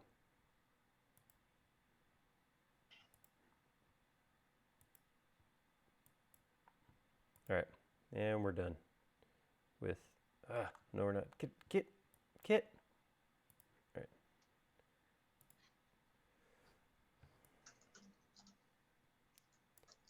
Okay. Show hidden, gone. Beauty.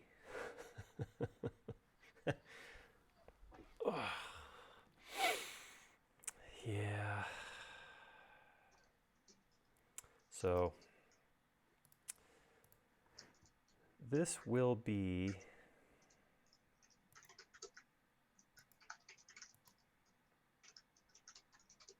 move this vertically a little bit so I have room for my fanciness.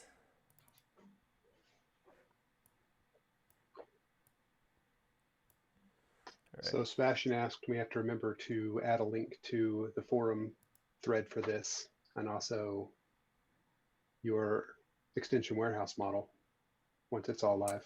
Oh yes. I've been trying to do that. A lot of times I don't do it till the next day, but I do try to get those links in there. Ooh, I missed something.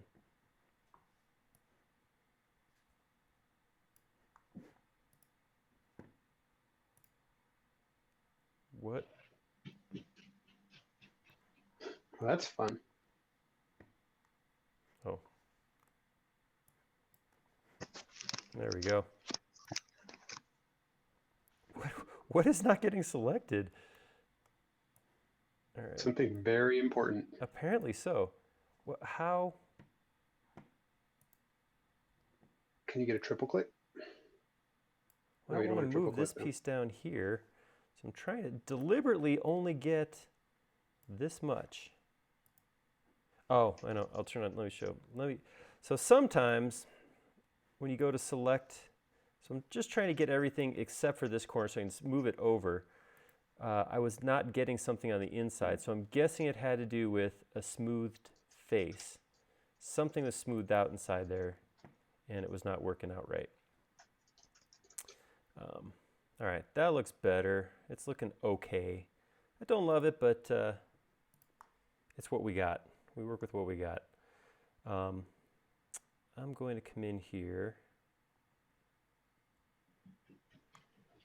and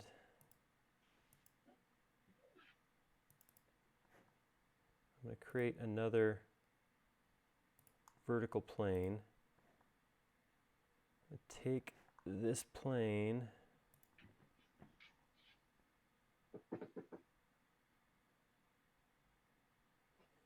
where I want to stick it. I want to stick it right here. Move it up. Move it over. I want to cut this thing off at kind of an angle, something like that. Something exactly like that, because that's what it's going to be. And then I'll grab these surfaces and this. Intersect face with selection. Grab this. Get rid of it.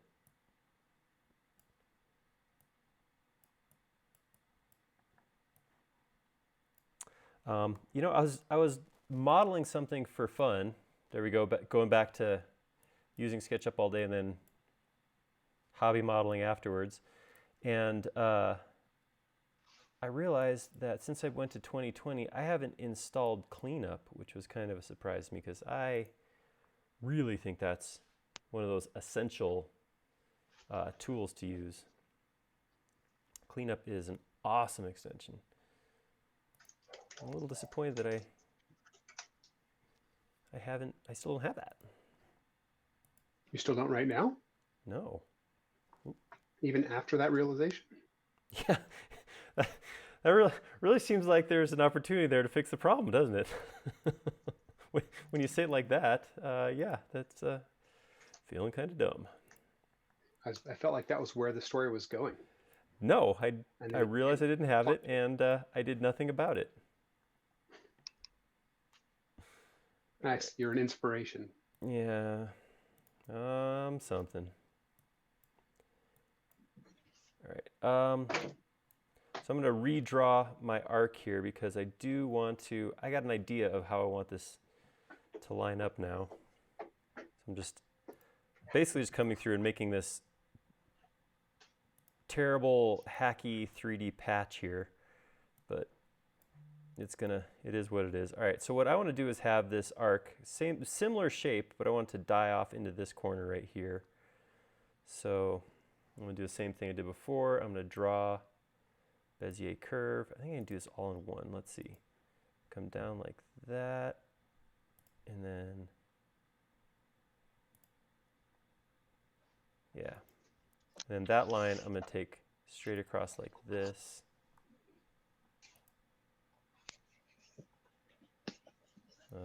That's weird.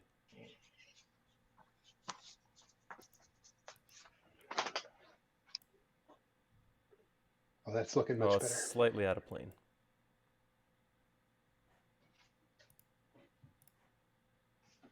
I just want to go from that point to that point. Pull down this way.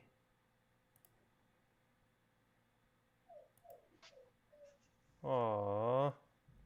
Poor dog. Yeah. He wants to go outside and help shovel. You know, it'd be nice if more people in my house wanted to go do that sort of thing.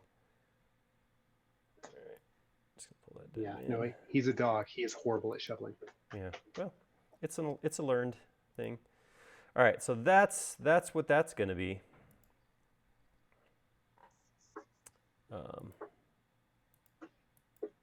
So I do need to bring this over to clean this up. So what I'm going to do, I'm just going to, this was an opportunity again to probably do some component modeling that I didn't do. But I don't know how this is all going to go. I feel like that's a brilliant idea for a future video where you actually model properly, the way that we encourage people to do. Ouch. Yeah, but what if you did your job right? How about that for an idea? Oh, yeah. Everybody's a critic. You know, I could take it. It's always, and I've talked about this too. It is one of those things that I always struggle with, like how much prep should I actually be doing? How do I want this totally dialed down and we just come in and follow steps? And I kind of feel like there's enough of that out there already. I kind of like the design process and the winging it and, you know, trying to figure out how it goes. It's just sometimes it's more enjoyable to watch than others. Sometimes it kind of feels like, I don't know, pulling teeth. Well, I feel like this way is a great way to be a designer, and the other one is a great way. If you do it my way, then you end up with just a bunch of parts, and it's really boring to watch. Yeah, well, yeah, it depends. And we've done some, like, you know, we did the deck and the what was the other thing we did like that? Oh, the shed. We did those where we actually broke out the pieces and made a list of materials, and that's cool. That it works well. It's just a different process. All right, so make my little platform, and now I'm going to make my little, pretty sure this is a clock cap, exactly what it's called. I'm sure that's the technical term. Yep, I have no doubt.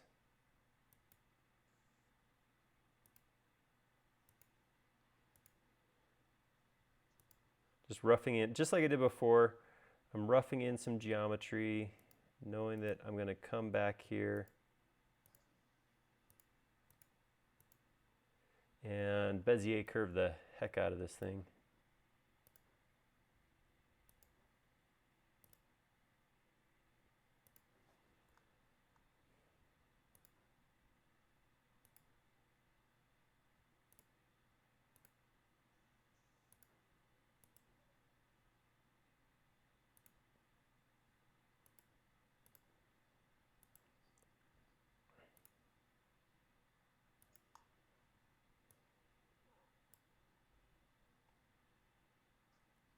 I don't know what's going on here, but I'm going to make it up.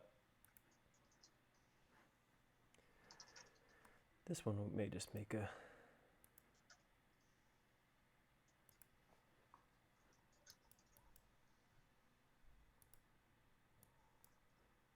something like that. All right. I'm going to take that, and I'm going to follow me with that. I'm going to take that, reverse the faces, make it a group. I don't know what I just hit. Make it a group. And then we'll stick that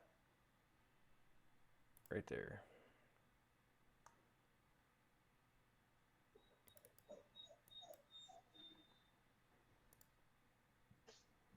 Okay. With that, I'm going to call the cabinet done. All right, so I feel like there's just a couple pieces. So at this point, I'm going to make a door real quick because it's going to be copying existing geometry. That's going to be pretty easy. I'll make a clock face and the dangly bits. Dangly bits. Yeah, I just looked that up. That actually, don't search for that. Oh, that's probably a good plan. All right, so what I'm going to do is I'm going to start right here, and I'm going to trace this opening on the outside of the group, like this. Do another arc from here to here, pull that straight up, and then I will take that shape, offset it, and that's going to be the frame for my door. Maybe I'll pull that in just ever so slightly, something like that. And then make that a new group. Go into that group, get rid of these extra lines. And then pull that geometry out just a touch. And there's the beginning of our door. I'm going to pull this up, make the bottom a little bit bigger. I'm going to make that just to grab this. I'm going to copy that, and then I'm going to undo twice. Oh, nope. Undo once. And then copy that geometry. Stick it right here.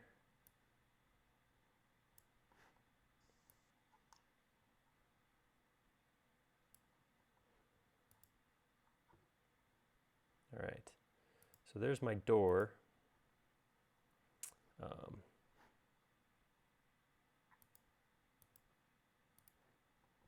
Get that out of the way. Cool. Clock face. Clock face. Did you look at Dave's post yet? I saw that he had posted, and there's definitely a post. Yeah. No, you gotta look at it and figure it out. I'm gonna put this door on its own. Put its own tag called door on there. That way I can come in here, and I'm gonna do the exact same thing I did before one more time. I'm gonna trace this opening.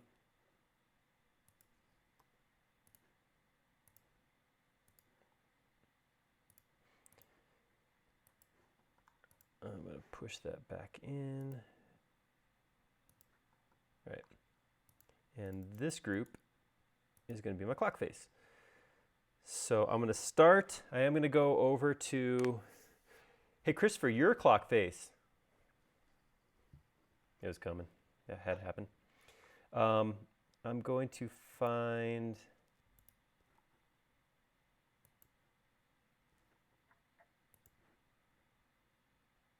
some center points just for reference. I'm doing this outside of the group. Okay, I come into the group and I can use those as reference. Go like that. That's going to be my clock face. There's my little ring for numbers. And then up here, something like that.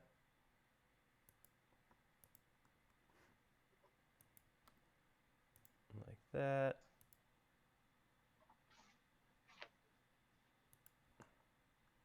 Oops, I wanted that. Like that, and then get rid of the, what?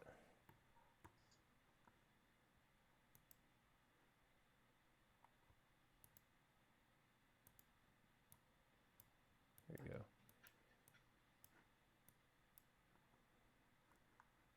Okay. So there's my all by itself clock face. So what Dave created,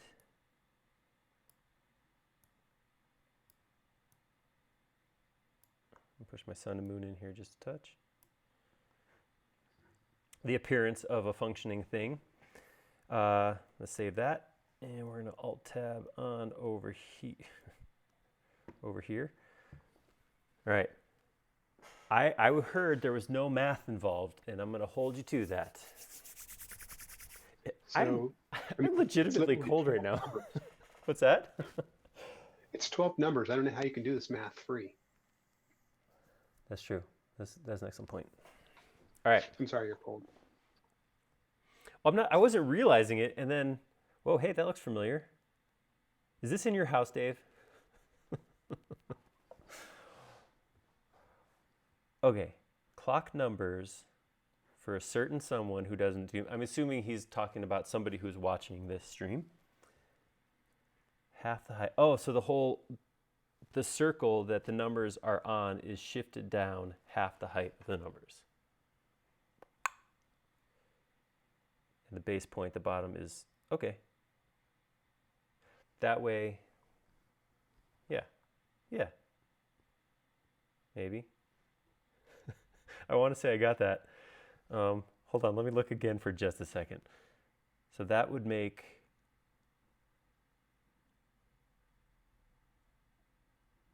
so do I put them all in there and then slide them all down? Isn't that going to make the top ones in the wrong spot?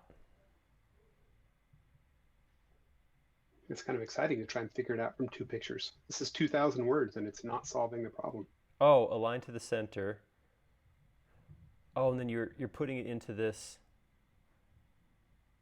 point?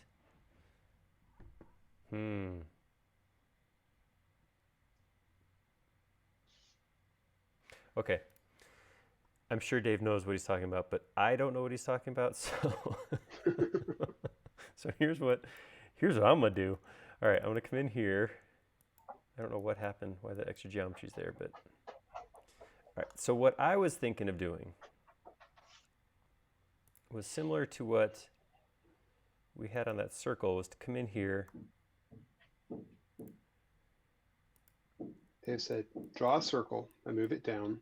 Drop the 3D text on the vertices.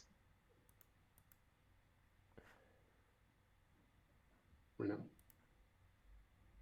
right, but what about this? I'm gonna grab this circle, offset it 2 segments, 11 times. Uh-oh, I got a hole in my clock. That's how you put the gears in.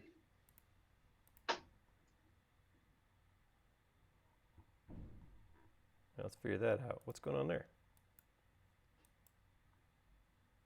It's not intersecting. So sometimes this happens to me. This is what I found is the best solution, is to grab it,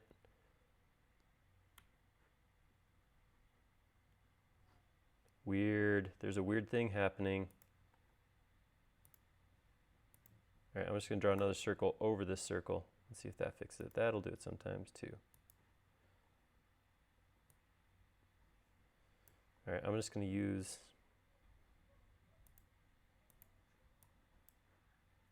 all right, let's try that one more time. There we go. All right, now I'm gonna grab that surface. I'm gonna go click here, come 2 segments, 11x, and then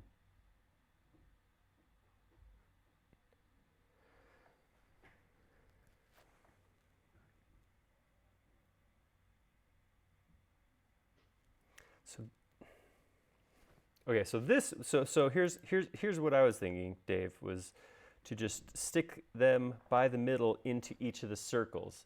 Am I going to be off? I wouldn't be surprised if this is not the right way to do it. Because then my thought was,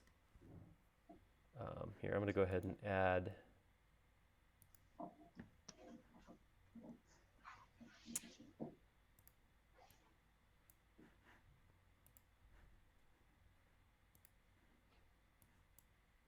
Yeah, no, Dave said the bottom of the 3D text would go into the vertices in his circle, but he hasn't chimed in on your method yet.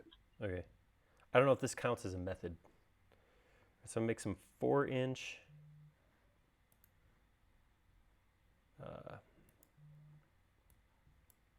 we gotta find a fancier script in this too. We need something that sounds, what was that Dave was using? Like that. Fancy?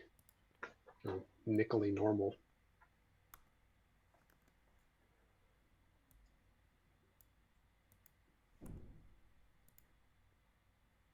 I forgot to put the number in. Just put intersect up there 12 times. So if we align from the center, oh, I got what he's saying. Because, yeah, so this is where it's going to be an issue now, is because I don't know why. Why? What are you doing? So Dave is saying,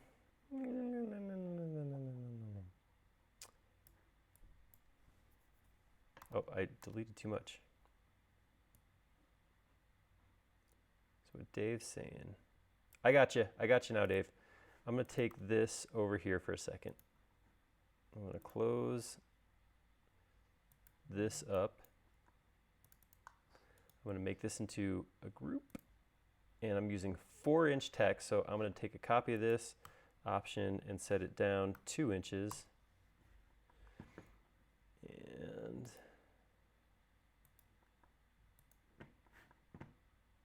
take this.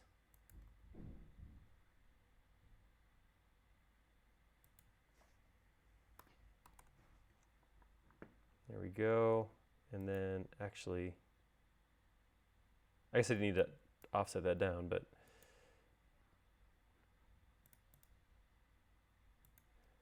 so if I take this now offset this like, I don't know, 4? Sounds like you're mathing. I'm actually just making up numbers, so. I know, but you're saying it in a tone that suggests mathing. That's true. I was not honestly doing math. I promise. I wouldn't do that to you all. All right, so if I take that 12, enter, place that. Ugh, why you snap like that?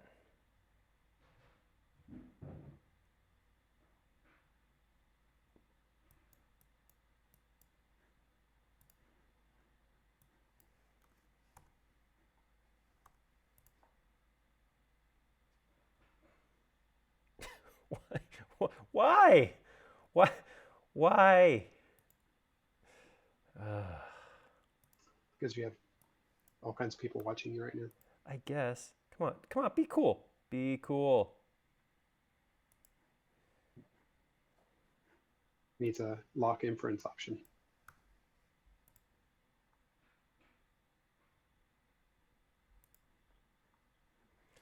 All right, so unfortunately, Dave I says don't get rid of the faces.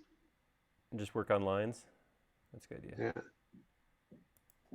So if I come here.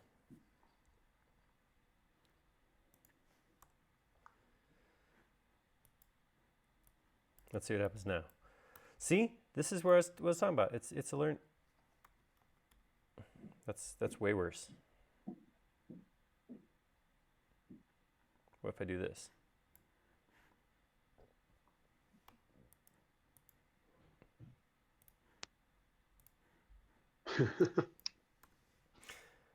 Sometimes just give your software what it wants. See, I did a good job of not fighting against it and spending half an hour trying to figure out what would make it work better. I'm growing, guys. And I know I picked the most like decrepit, non-polished looking font I could find here, but. So there's a whole SNL skit about papyrus. Is that what I chose? Sort of like a. Oh, I was. Yep.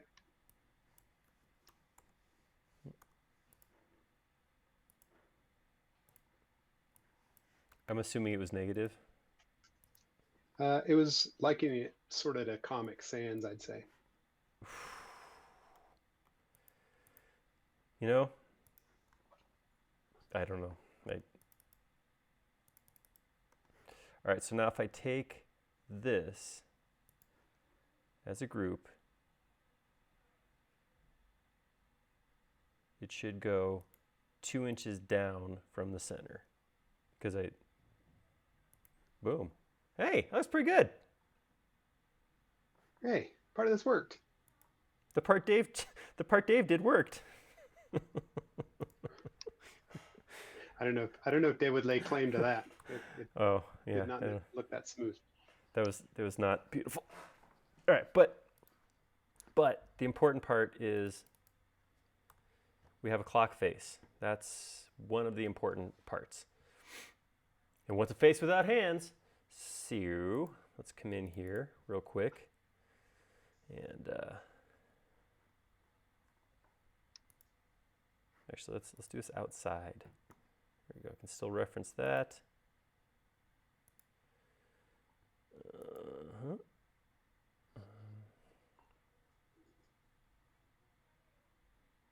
Goes about to the middle of the number.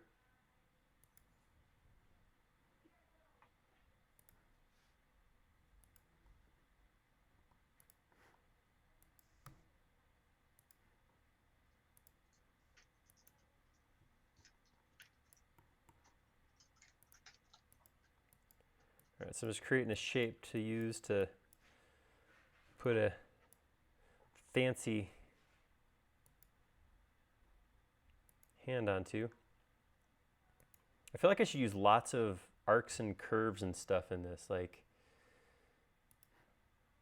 nobody wants just a simple arrow pointing in, right? Like you gotta have something like this. It has to somehow match the font.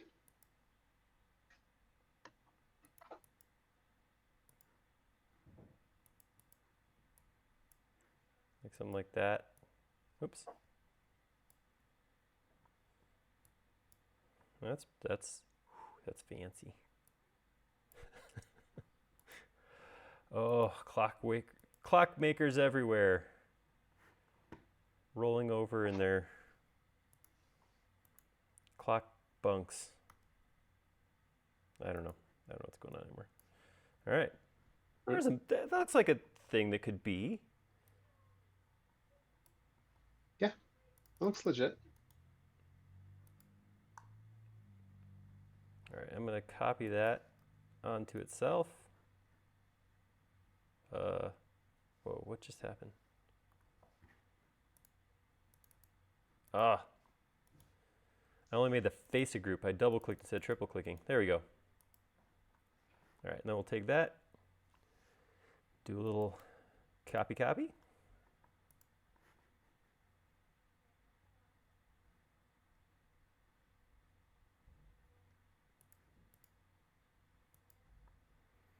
Come in this one, and we'll grab the center arcs.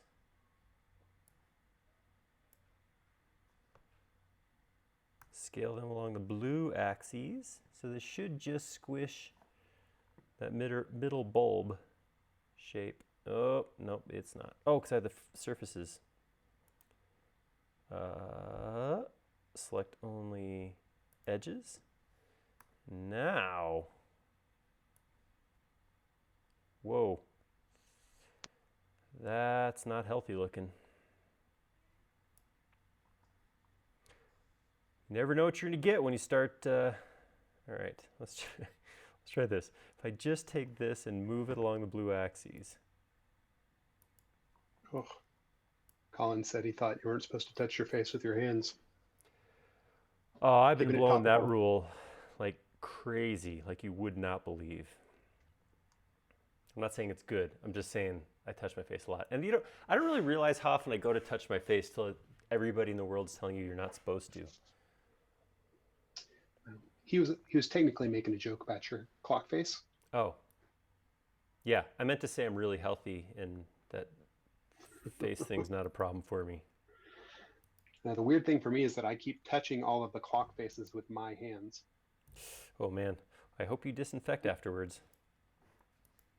I don't, so if you come over to my house, do not touch my clocks. Okay. Deal.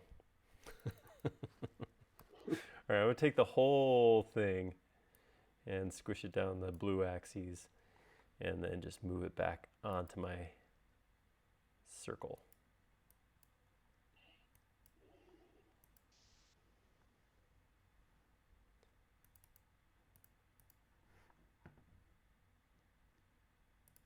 All right, I'll put that.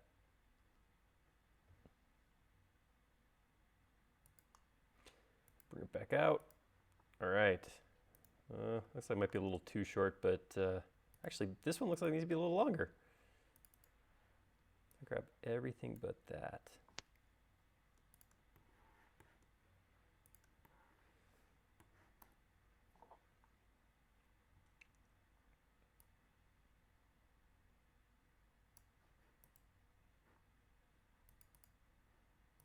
That was easier.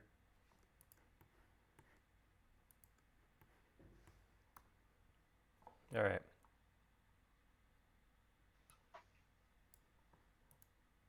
That's gonna work because I'm done. All right, so now we're on to the hangy downy parts. I'm gonna save. All right, so it looks like what I got here on the pendulum. This is like a 2D plate cutout thing here, and then a big squished sphere.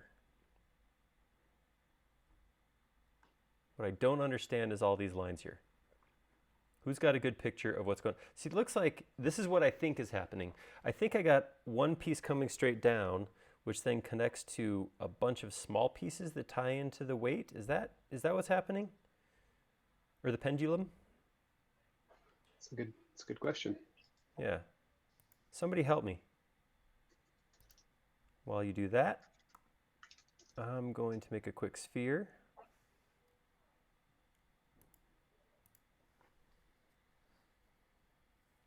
Hold on, Jody's falling out of my ear. Get back in there. Ah. All right. Grab this. I had a dime for every time.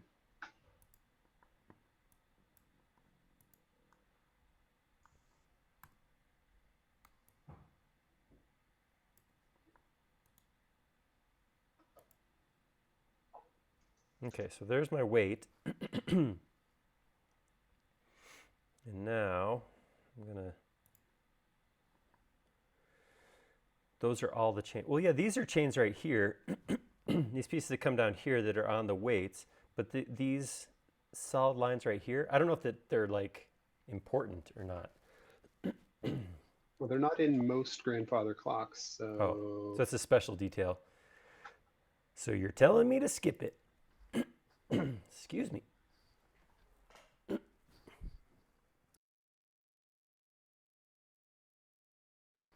Is that a dry cough? Nope. Yeah. It was moist. Sorry, I asked. You kind of asked for that one. I really... It's my fault. Yeah, look, a lot of these don't even have the weights. A lot of them just have a pendulum. Okay, that's fair. But that's probably not authentic. Yeah, I'm gonna simplify this. This is cool looking and all, but I think I'm just gonna do something a little simpler. Dave's thrown out technical terms. He said the pendulum, or you wind the clock and the chimes by pulling the dangly ends of the chains. Yes, remember that. That seems to be true.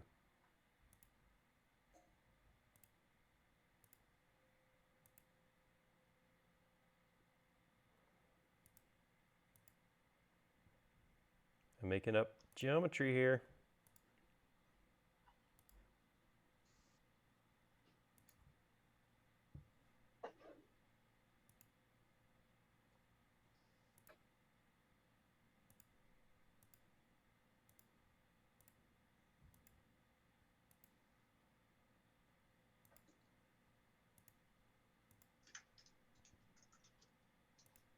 Okay. That's what I would refer to as some fanciness. I don't know what's going on anymore. All right, I'm gonna take that, flip it around. I do need to give that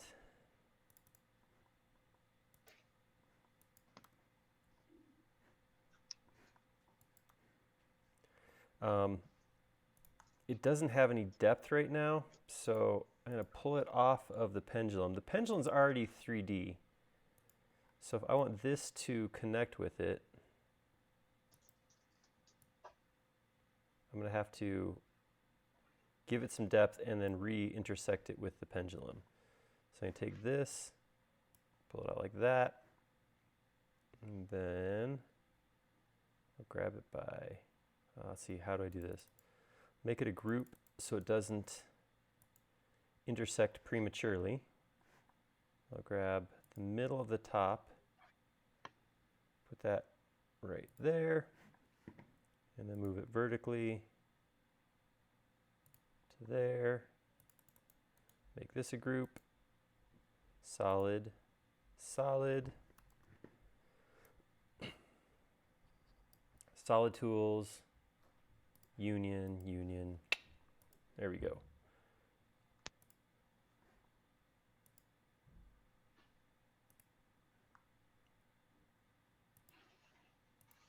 Oops. All right, and then I'm just going to do a low poly circle, like 8 sides, right here. And just run that all the way up there. Okay, so there's my pendulum. My weights are going to be considerably easier because they are, I'm going to go back to a higher poly circle, 24 sides. And my weights, stop at me, are just cylinders. That's the weight. We're gonna lose so much time as you start creating all those links in the chain. Ha ha ha! You would think, but wait. But wait. I'm waiting. No, it's a weight joke. Oh. Oh. But obviously it wasn't as good as I thought it was. So if I'd seen you split out, I would have got it. Okay, so I'm going to come down here on the ground. I'm going to draw a square. I'm going to put an arc, half circle arc at the top, half circle arc at the bottom.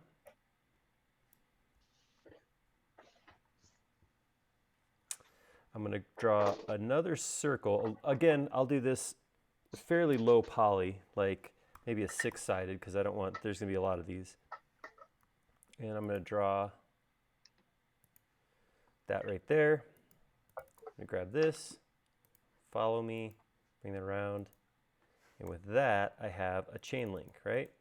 I'm going to reverse my face. I'm going to make it a group.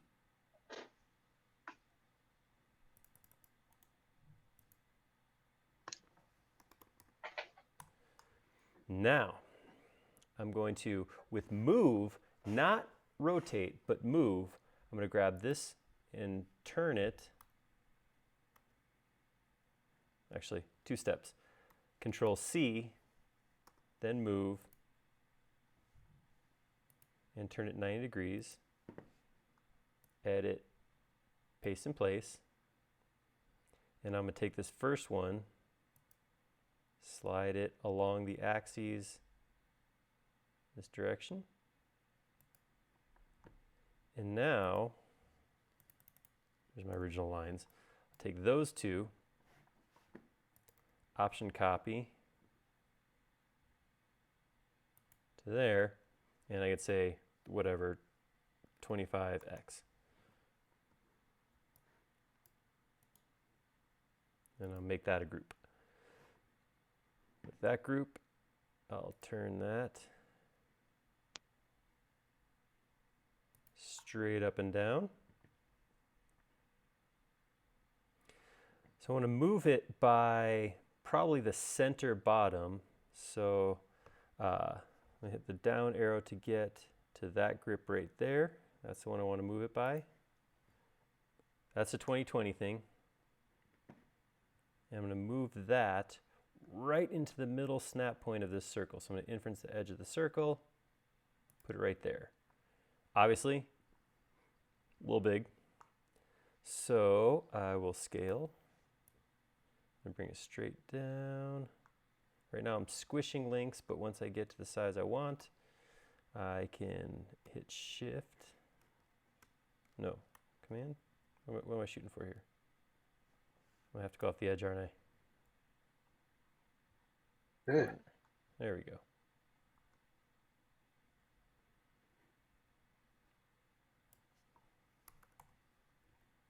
It's got to go even smaller than that.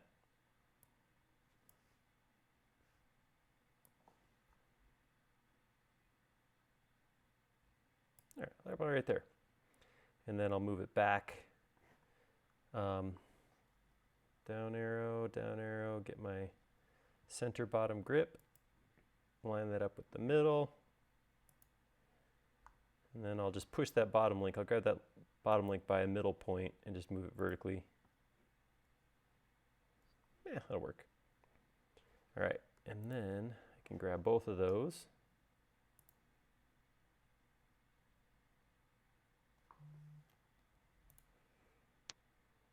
And I think, are the weights in the front or is a pendulum in the front?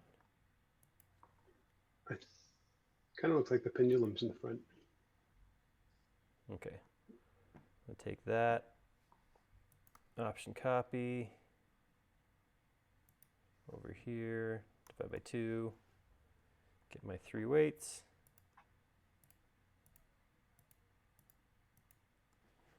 Move those back like that. It's seems like they're always not quite the same. So I'm going to grab this one, move it up just a bit.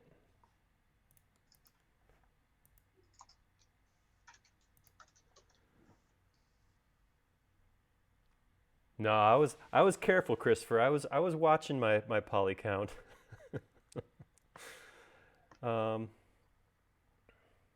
Yeah, so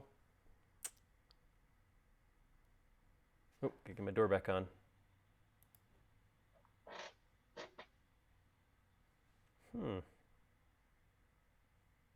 Kind of feeling like I made a thing. All right, somebody's telling me to look in the forum. What do we have here? Oh, that's all kinds of detail. Whoa, there's pulleys and stuff, and yeah, I'm gonna pretend I didn't see that. Yeah. Yeah, that has that fancy. It almost looks like a. This right here looks like a music stand top. You know what I mean? Dave said it looked like a harp. Yeah. I see both of those.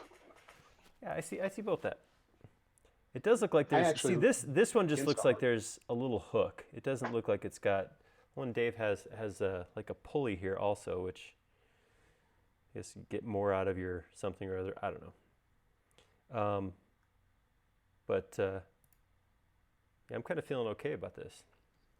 This turned out actually pretty cool. So there's obviously we struggled a little bit with the detail up top, but I mean it turned out all right in the end. I like it. One thing I was going to try to do here, but it didn't actually work out, but because the way this works.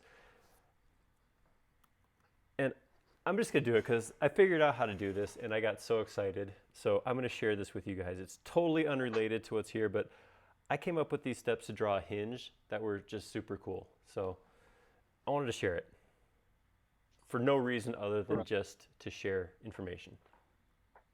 That's why we're here, actually. That is. It's literally. Whoa. Okay, so there's also this issue.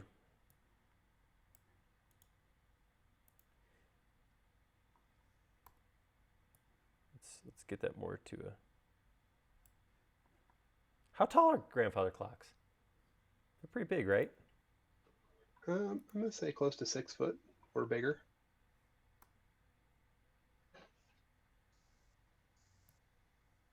So what? Laura's like what, 5.5 feet, something like that? I think she's 6'4". I don't think that's true. The internet tells me that a proper grandfather clock is 6 to 8 feet tall, 2.4 meters. Let's see. What does this end up as? It's 7 feet. Right in the. That's the target zone. I'm pretty sure. Then we nailed it. I don't know much about averaging, but I'm pretty sure that that's an average. I think so. 3 more chains. Christopher Ryan wants more chains. Fine. All right, so I'm going to come in here. I'm going to grab this one.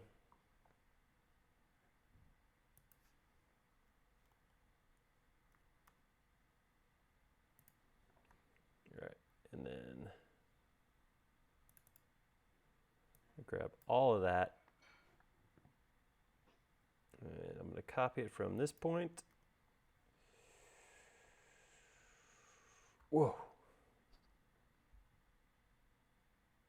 To this point, and then I'm going to get rid of my extra links. And I believe that there was a technical term as a thingy on the bottom there. So I'm going to draw quick. There's a lot of thingies in this particular model, I'm noticing. I tend to have a lot of thingies in everything I draw.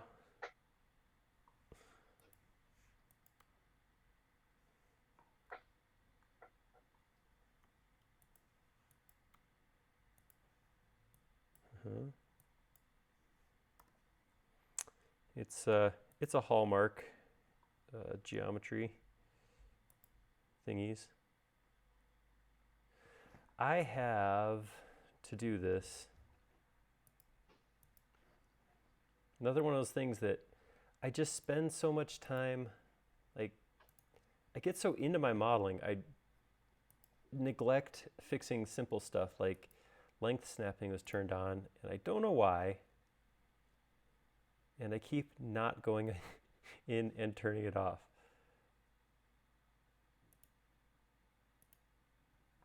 All right.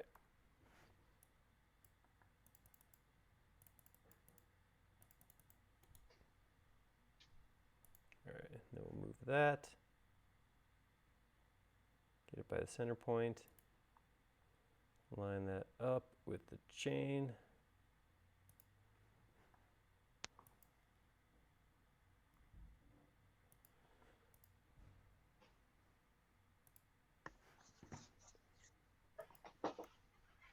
Move that over here.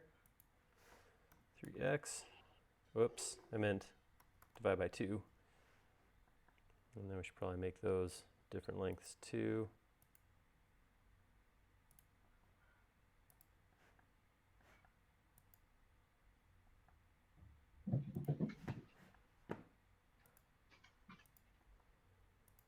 All right, there's more chains. I don't know, it looks like that our cavity's too big for that. Everything needs to be longer or something. Yes, absolutely. You could have used it, moved it by the handles.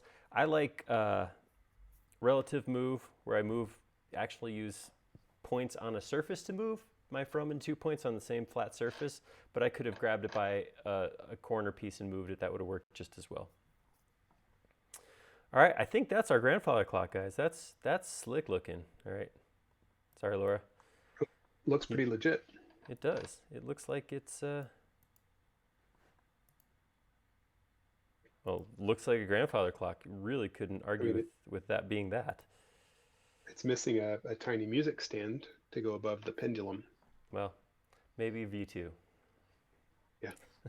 Or you can put this in the warehouse and then people can add whatever they want. That's what I always say. You don't like it, it's going to be all yours in about an hour. You do whatever you want in it. Oh, man. I'm legitimately, we have to, hopefully it's above freezing next time we do one of these.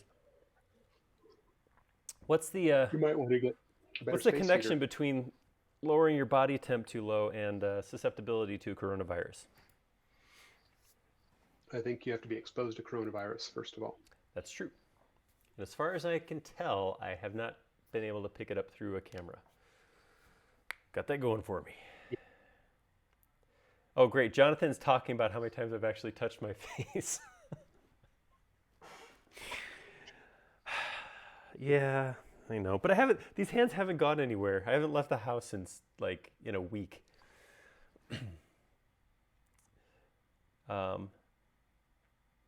Yes, I can drop the reference image back in. I'll go throw it in there and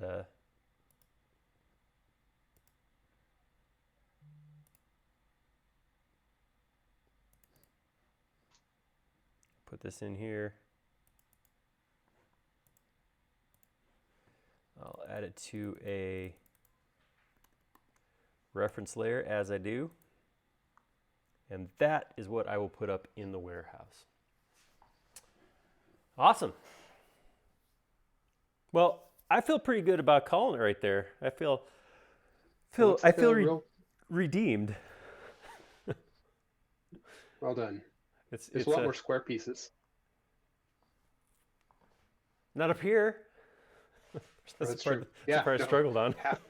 Half of the show was not square pieces. Yeah, I just found the image was on Google, Dave. I just screenshotted off of it, so that was it.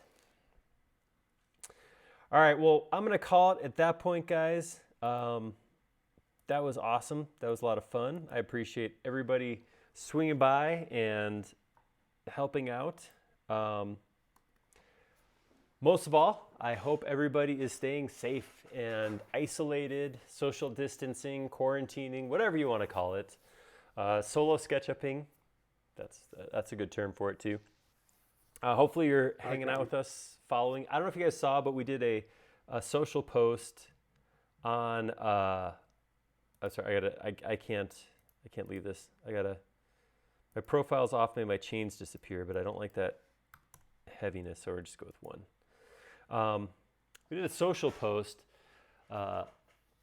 orbit at home, hashtag orbit at home. So if you're on the social medias and you got some images of that, tag it with hashtag orbit at home, and we'll reshare whatever it is you're throwing out there. So if you're doing some work at home, you're working from home, doing SketchUp from fun at home, whatever you got, go ahead and tag it, and then we'll reshare what you're doing. So yeah, that's where we're at. So like I said, thank you very much, Jody, for here. Jody. You bet. Hey, do we have a good way for people to suggest all the things they want you to model next time? So we have a couple things going on the forum. There is a what should we model next tab, but if you go into the most recent one, that's usually the one we keep an eye on. So if you go into our forums.sketchup.com, towards the top right now will be modeling a grandfather clock live in SketchUp, and you can just leave a comment in there about some other ideas you have. We have like a half dozen. I'm looking for a pad of paper where I wrote down the ideas that people had, and I left it at my desk in my office. But I think I have an electronic copy too. So we do have a handful of great ideas, so we'll just keep going with it. Actually, what I was going to propose was doing something a little differently. We're talking about doing more of these just because we can, and people are kind of trapped up to help alleviate the cabin fever. What would you guys think of doing, like, not a specific model, but maybe one day next week doing like a Q&A session, like just an hour live session where people come in with their problems, questions, and we could kind of live forum this thing and just bring your questions in, and we'll just do models, and maybe we'll talk a couple sages or employees to hang out in the chat. How would that serve you? Would you enjoy doing that? Let me know if that sounds like a good idea. We'll stick to doing this kind of focused, make a single model every Friday for as long as this thing goes. But I was trying to think of other ways to kind of spice it up, make it a little fun, maybe get some interaction. So let me know if you think that doing something like that would be fun. Because if you're not into it, then then it's just me and Jody, or whoever I get to sign on, sitting here by ourselves. So let us know if you think that's going to be good. I'm going to be sitting here by myself no matter what. That's true. So you and I could be sitting here alone together. So yeah, that is the thing. So, okay, well, let me know. Like I said, as usual, I'm going to sign off, but I will leave the comments running for about another 5-10 minutes, and you guys can chime in with that idea, or if you have other ideas, what would make a good way to break up the tedium of corona-ness that we've got going on right now, and what would be a fun way to spend the next week, still connecting, still being together as a group, but hopefully, a good use of your time at the same time. So, yep, with that, for real, gonna sign off. So thanks again, Jody. Thank you for having me. And thank you guys for hanging out. Really appreciate it. Again, hopefully you got something good out of it, and I will get this model up onto Warehouse and share back in the forum. I'd love to see what you do with it. Until next time, whenever that is, thank you very much. Bye, everybody.